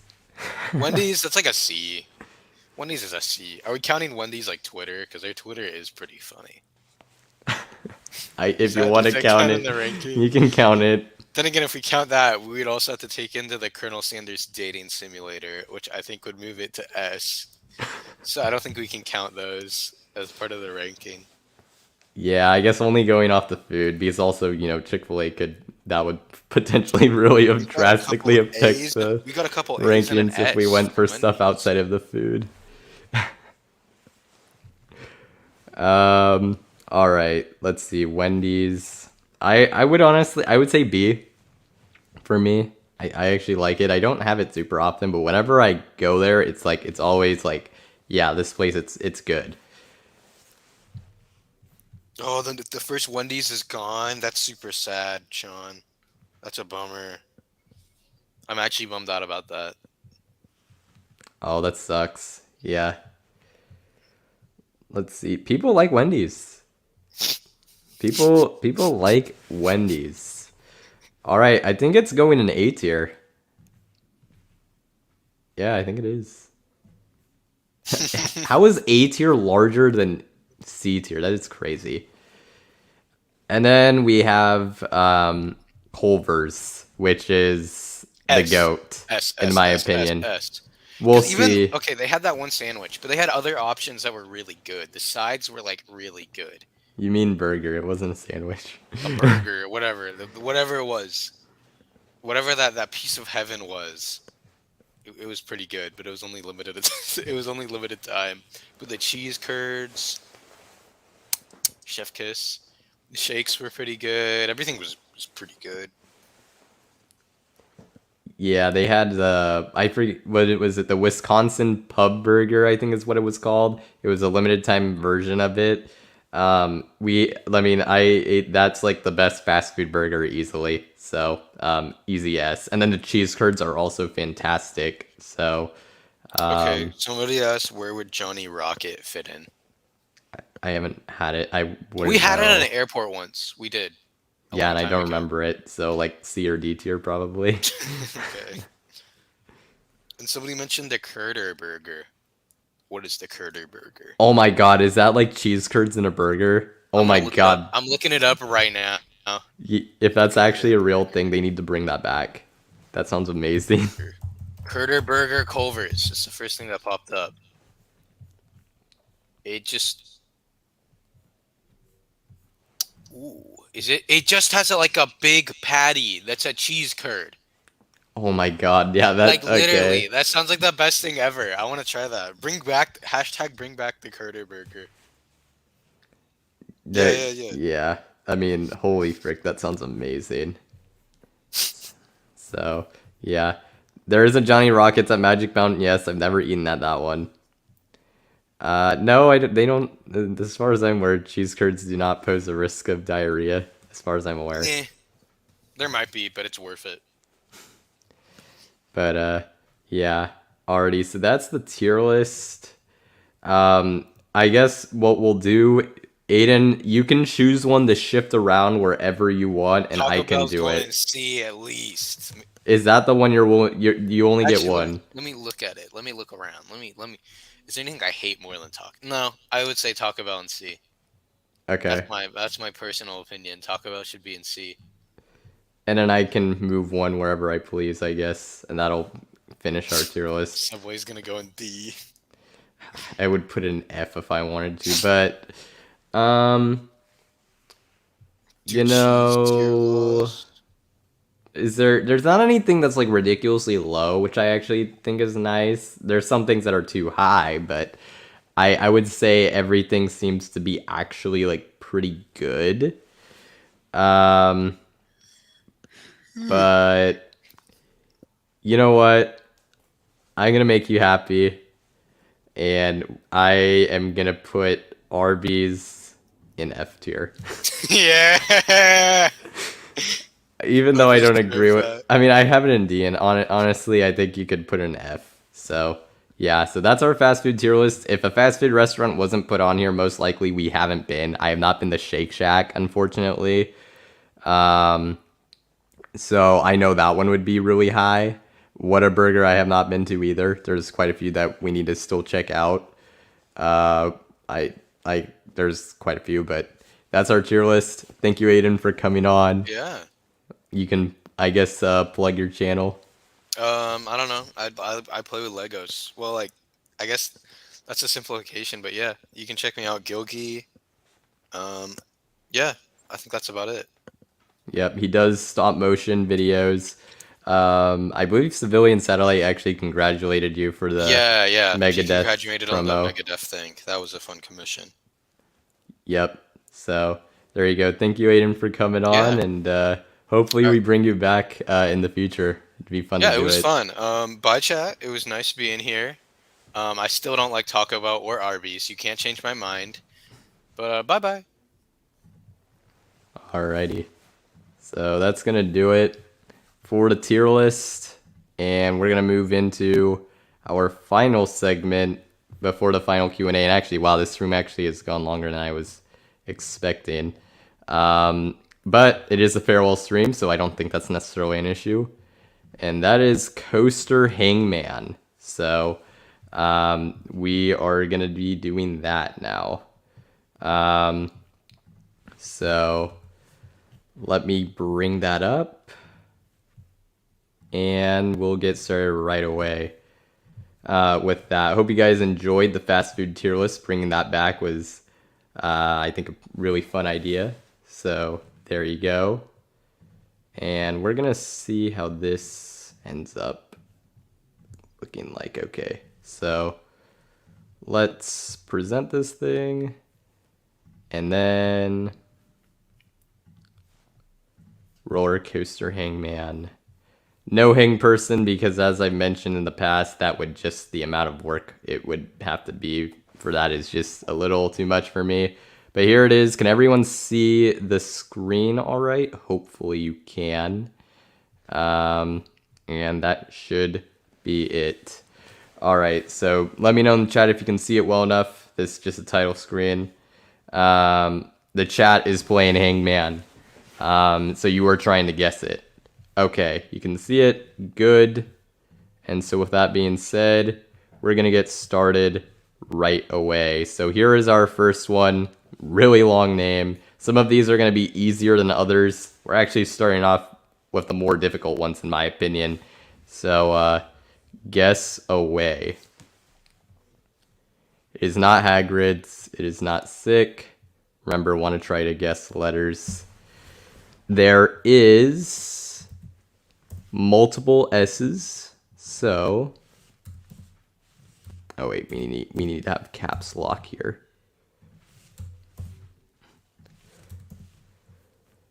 Alrighty.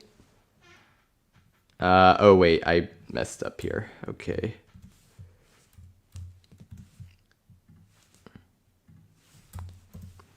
Alrighty, so there are 3 S's.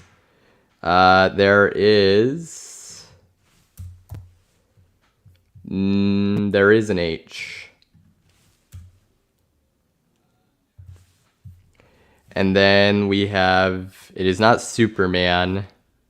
There is, I believe, one E. No, there are multiple. All right.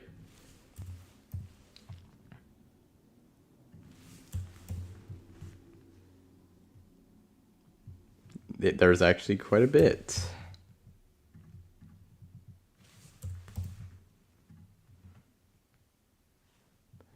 Alrighty.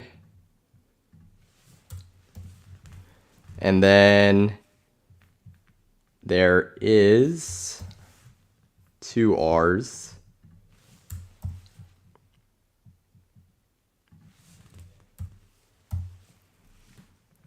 Alrighty. We already have E. It's not Wheel of Fortune. Riddler's Assumption. Nope. Is there a T? Only one.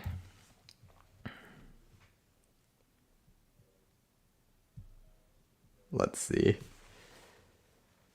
Yep, not this is it's an interesting one for sure. Oh, Civilian Satellite got it, as did Coaster Evan. Wow. All right. And so the correct answer is Avengers Assemble Flight Force at Walt Disney Studios. This is the rebrand of Rock and Roller Coaster over in the park in France. So there you go. So Civilian Satellite and Coaster Evan got that one pretty close to each other. All right, next we'll go into our next one, which is also one that may not be very easy.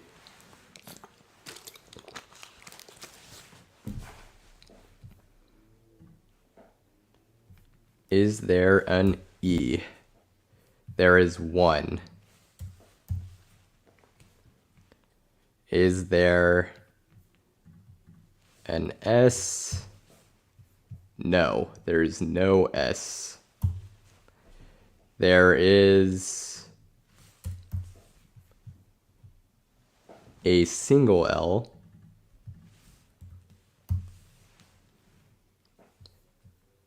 There is multiple A's.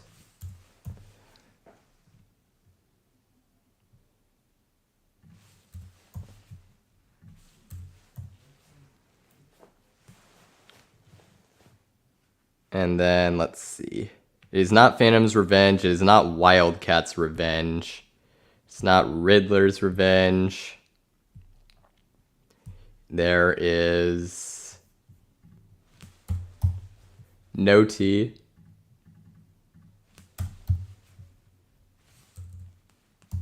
Actually, we'll do it that way.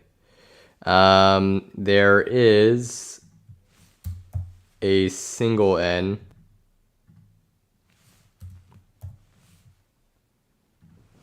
Yep. There is a single M.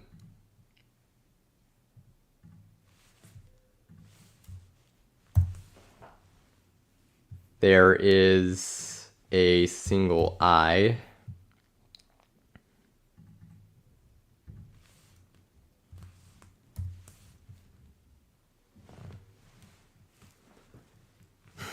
Yep, this is not an easy one. It's not Alabama.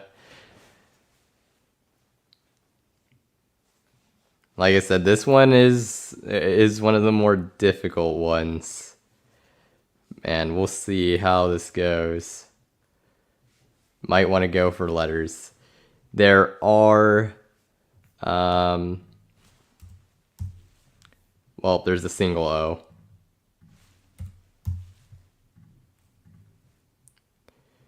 There are no Z's. However, there are multiple C's. There is no S, that's already been eliminated. So there, let's see what else we have here.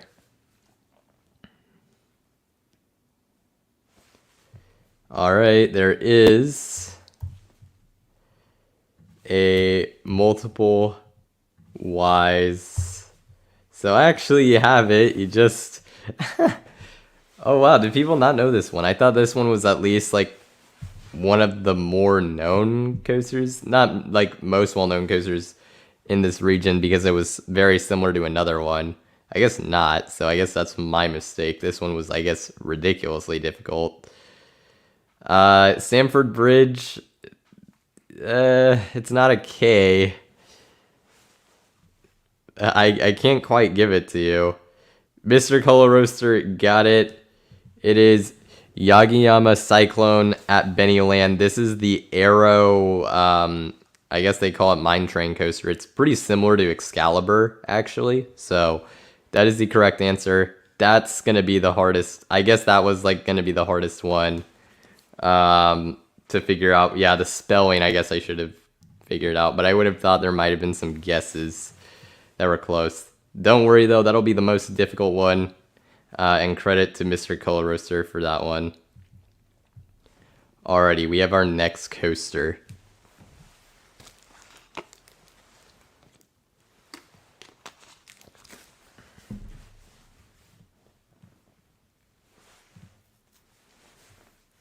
Alrighty, so we have our next one. So guess away. There is a single L. Yes.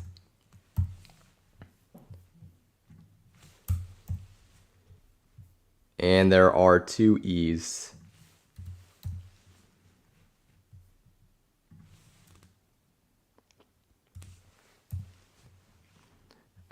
Let's see. There is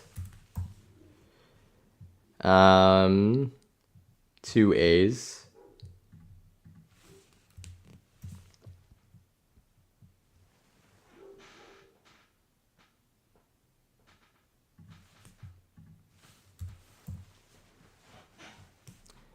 Let's see what else.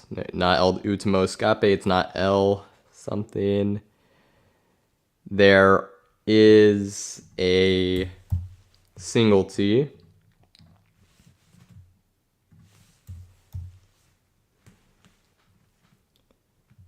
We already went through A.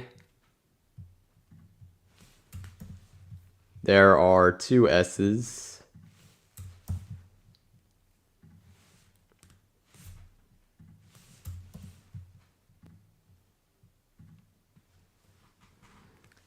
Let's see. There is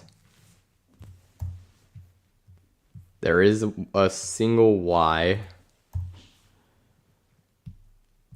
And there are no N's, so we can put that there. There is one I.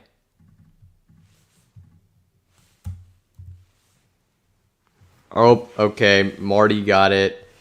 I guess it figures, actually. You could have put in DC Rivals, but yes, the correct answer is DC Rivals Hypercoaster at Warner Bros. Movie World. That is the official name for it, also listed as such on RCDB, so that's why I went with the Hypercoaster instead of just DC Rivals. But there you go. Next we'll move on to our next one, and that'll get us to the halfway of the coaster. The coaster Hangman.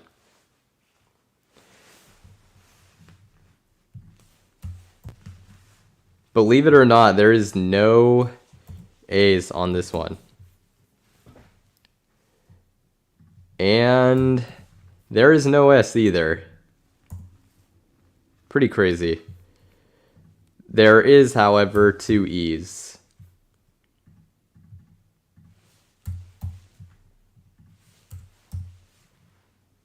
And there is two I's.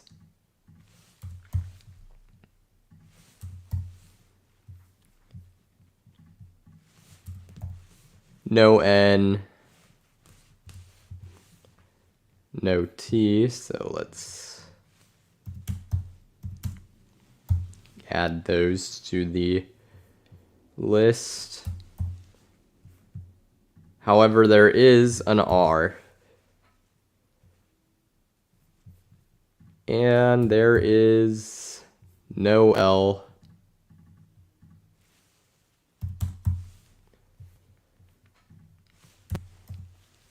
But there is a D. Well, you have a single word now. It is not kitty ride.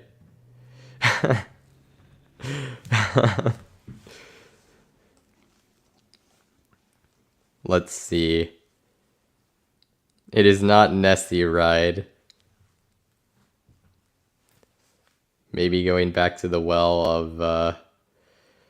of letters may be the move here.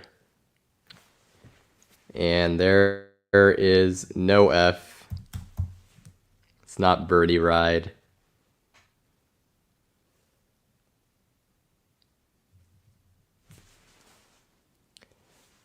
There is no C, no P.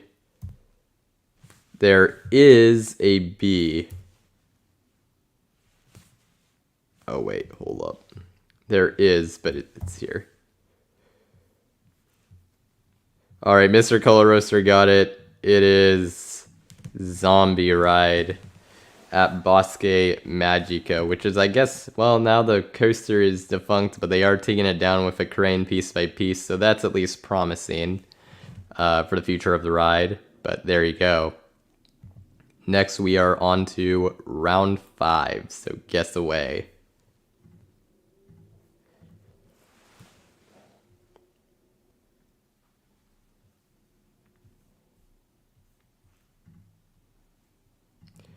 All right, so let's see.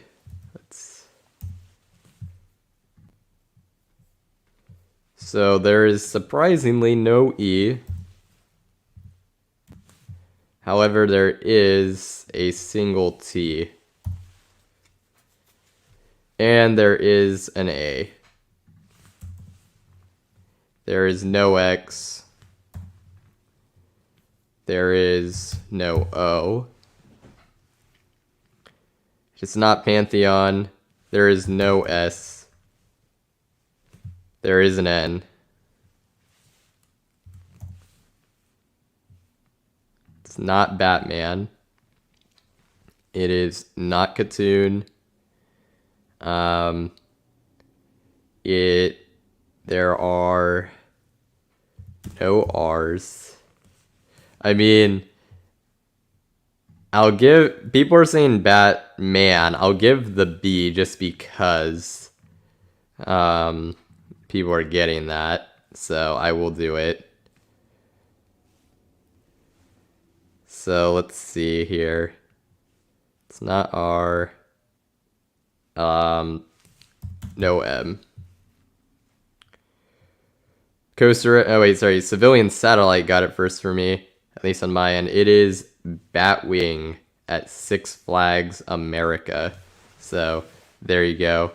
Followed by Legit Epic Boss Gaming and Mr. Color Roaster also got it. Coaster King Gaming and Charged on PC also got it. So there you go.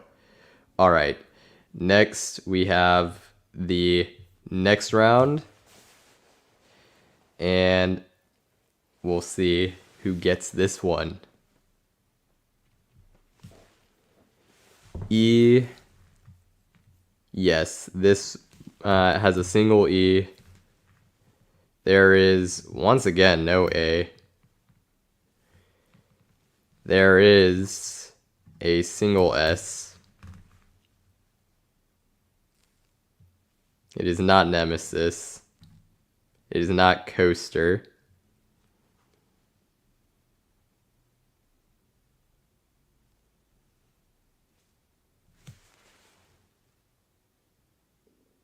It is not it's not Superman. It's not Shocker. It's not Steven. It's not Skyliner. But there is an R.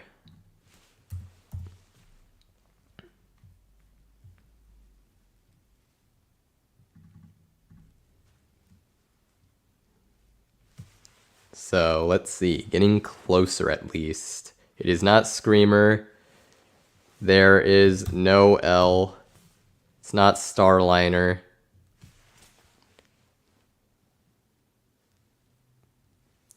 Let's see. There is an I.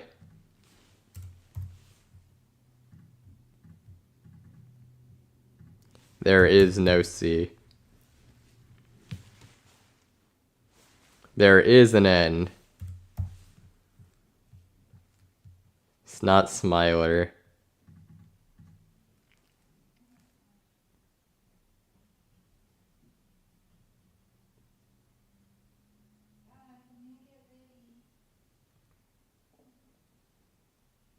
It is not Spinner. And as said, it's not Smiler. Man, everyone's going for Spinner, huh? That is pretty funny. There is a G. And Sean Flaherty got it. The funny thing is, Coaster King Gaming, you were like really close. Even though it was like a joke guess, funny enough. So there you go. Sean got it. It is Stinger at Dorney Park. So good job there. Followed by History and Leisure, Coaster King Gaming, and Marty. So there you go. We have our last two, which are going to be Voyage. Oh, I spoiled that one. Well, I guess that's great. I accidentally spoiled that one, so that's kind of a yikes. Yeah, that's not great. Yeah, well, that happened. My bad there. So that one probably would have gotten guessed pretty quickly. But we have our next one, which I'll try my best not to spoil. And this will be the final round. Apologies for that one. Oh, dude, I don't think I can make a round 9. I just, right off the bat right now, no, I'm not doing that. I like pre-prep these. There is an E.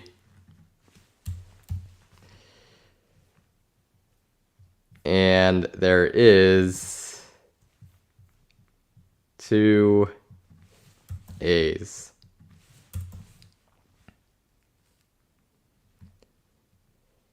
There are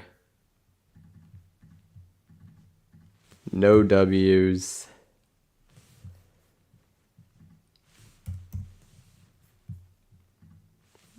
No L's. However, we do have multiple T's.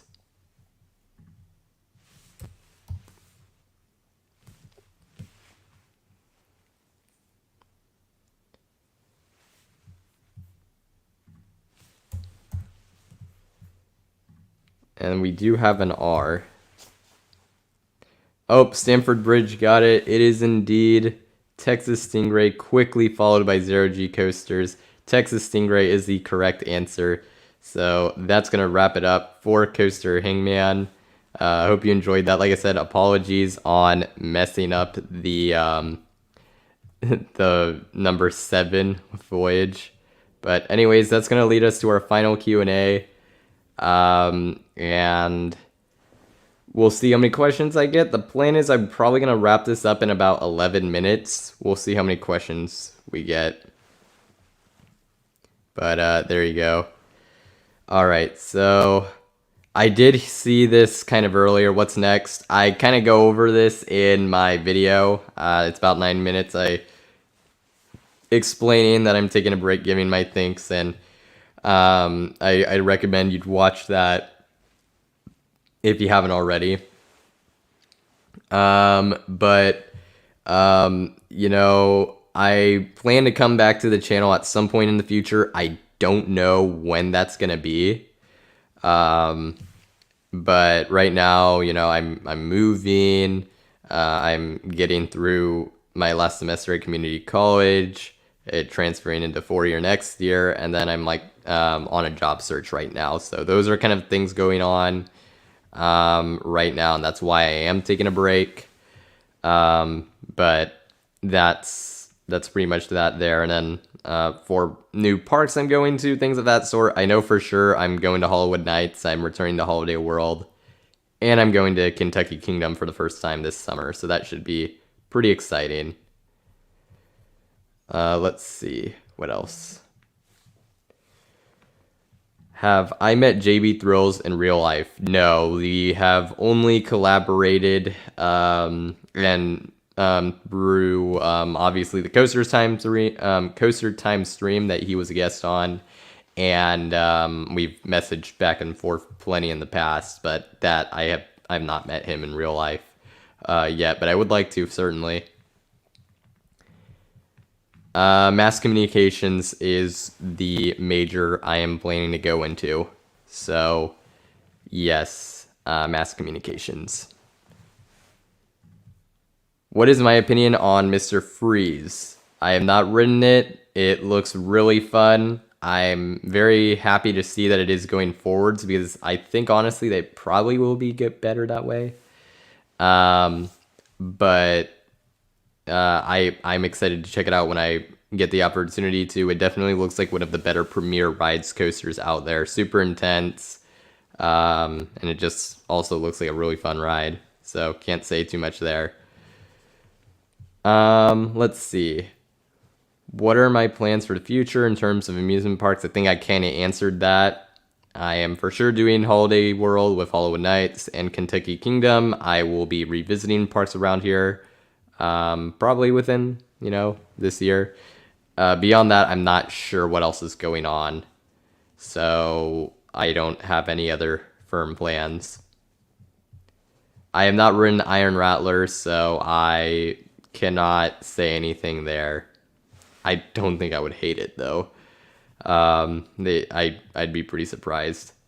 Goldfish, not my favorite snack. I used to really like it when I was younger, but that is that I don't have it as much anymore. And there are other snacks I prefer, for sure.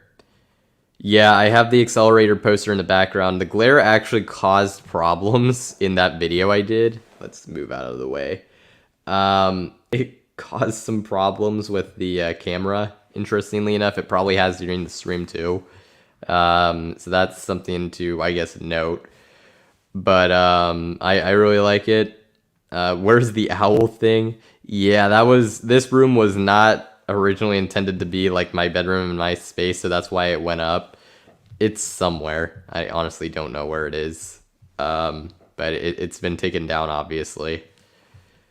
You're going to miss streams. Yeah, I'm going to miss doing the streams. I'm going to miss all of you coming in chat, interacting, having all the guest streams. Like, it certainly will be something to get used to. But as I've said, this is the best move. The best move for me right now. And I cannot go into why I'm moving out. I cannot go into that specifically. So I will not be answering that. It will be cool to see how you look at the channel after a break. Yeah, that too. There's kind of get to reflect on a lot of things, and having the time away is probably good after a long while. So certainly there's some good that should come out of it, even for the channel in the future, even looking at that.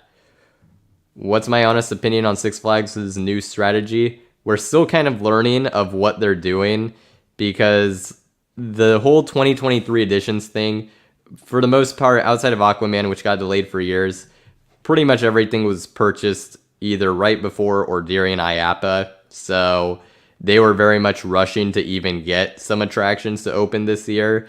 And so it's hard to say if these type of additions are going to be the norm, or if they just got a lot of smaller family or kiddie editions, because that's what was available to buy and get built by the time they needed to. Because it's not like you're not going to be able to get a big Vekoma coaster or anything like that if you're buying it in October or November and you need to have it open by the summer. That's just not happening. So it's still a wait and see. It's if they, I think it's good that they are addressing the family aspects of the parks. I think it's a good idea. I know they've said in the past they want to like really hone in on that. I think they should still focus on adding more thrilling additions, but also sprinkle those in more because I think it's good to have that balance. But it's still we're still finding out a lot about what Six Flags is doing as the months go by. But there you go.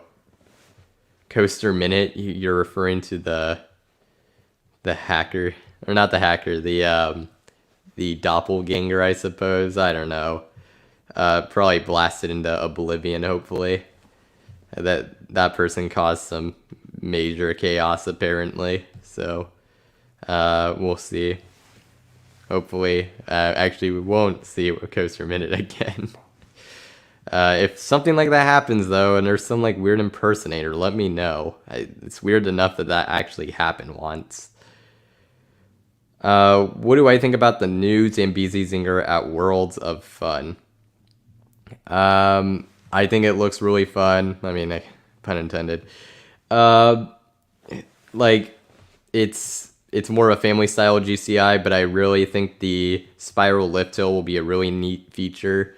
And it's good to see Titan Track be put on a new ground up coaster. I'm curious to see how that will play out. It's a coaster that I don't imagine I'll be riding anytime super soon, but it's certainly a really nice thing to see for Worlds of Fun.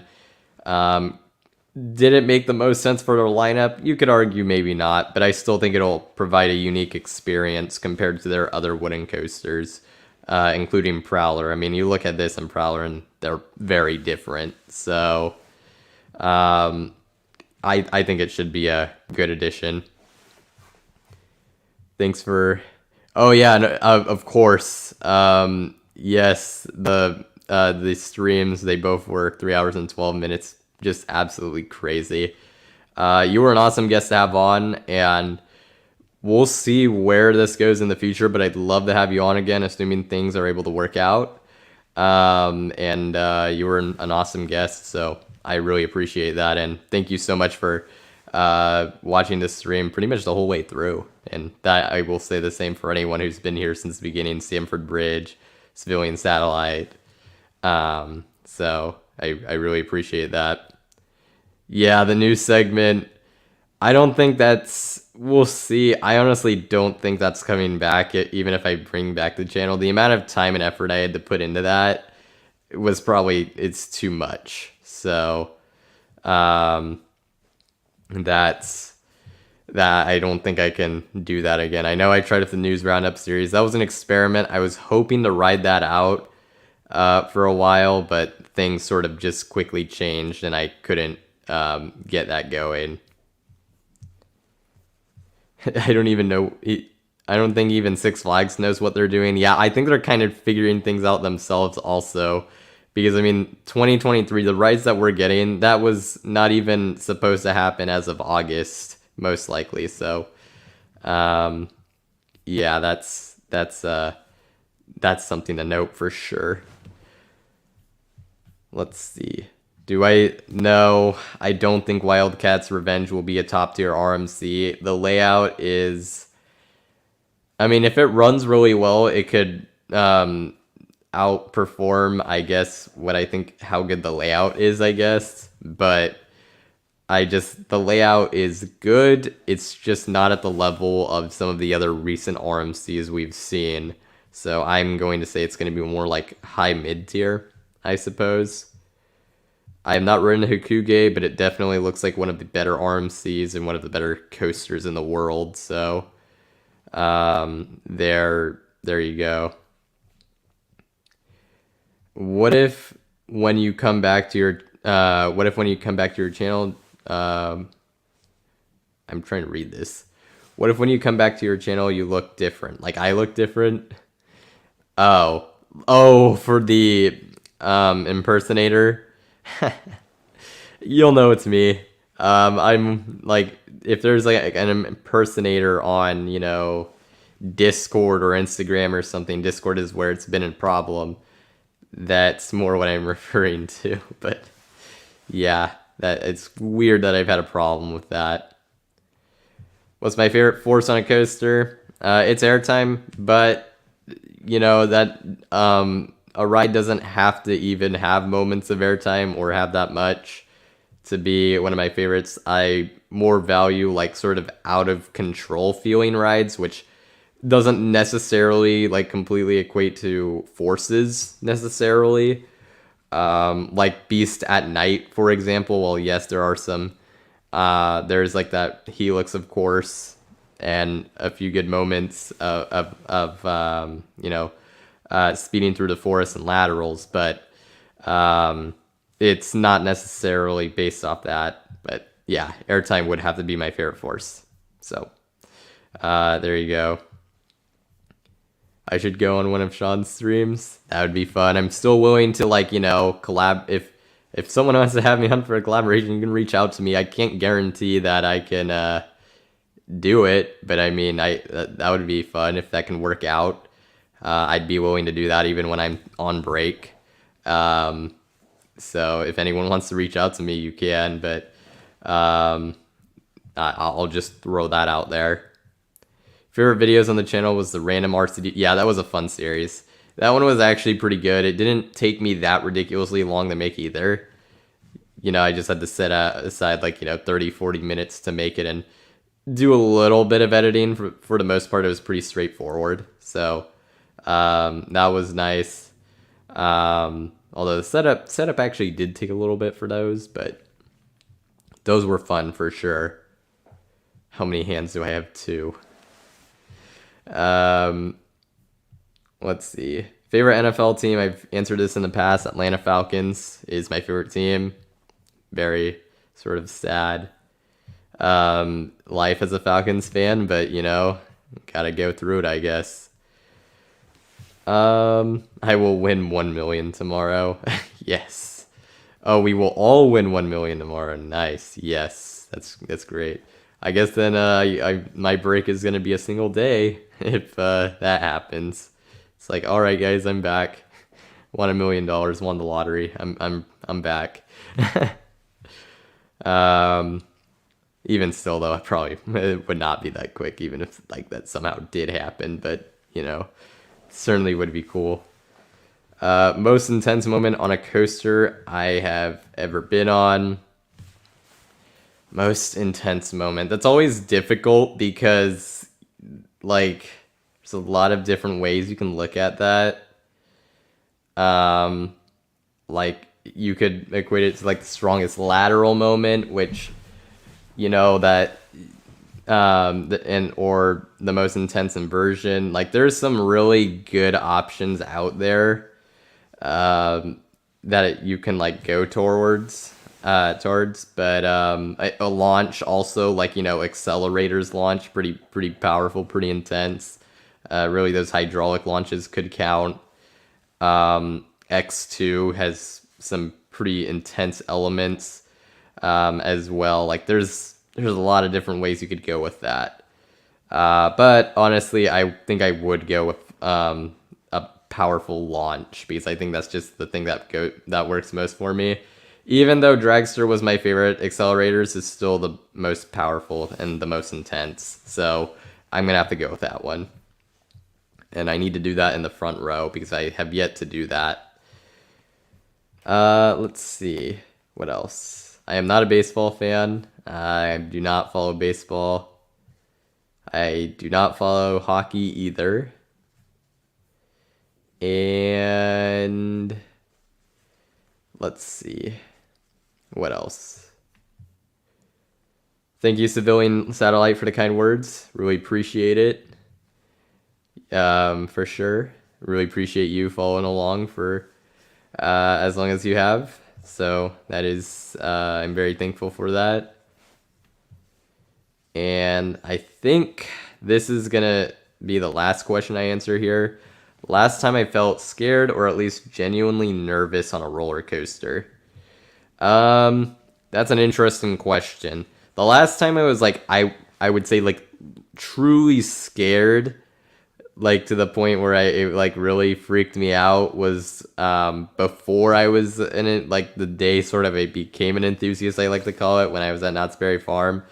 I was riding like some of my big coasters for the first time, and I got through most of them. But Montezuma's Revenge, it was the first coaster I was gonna ride with an inversion, and that really scared me, and I didn't want to ride it initially, but I ended up doing it, and it was great. So I'd say Montezuma's Revenge would probably be the last one where I would like be like, oh yeah, I was legitimately like scared.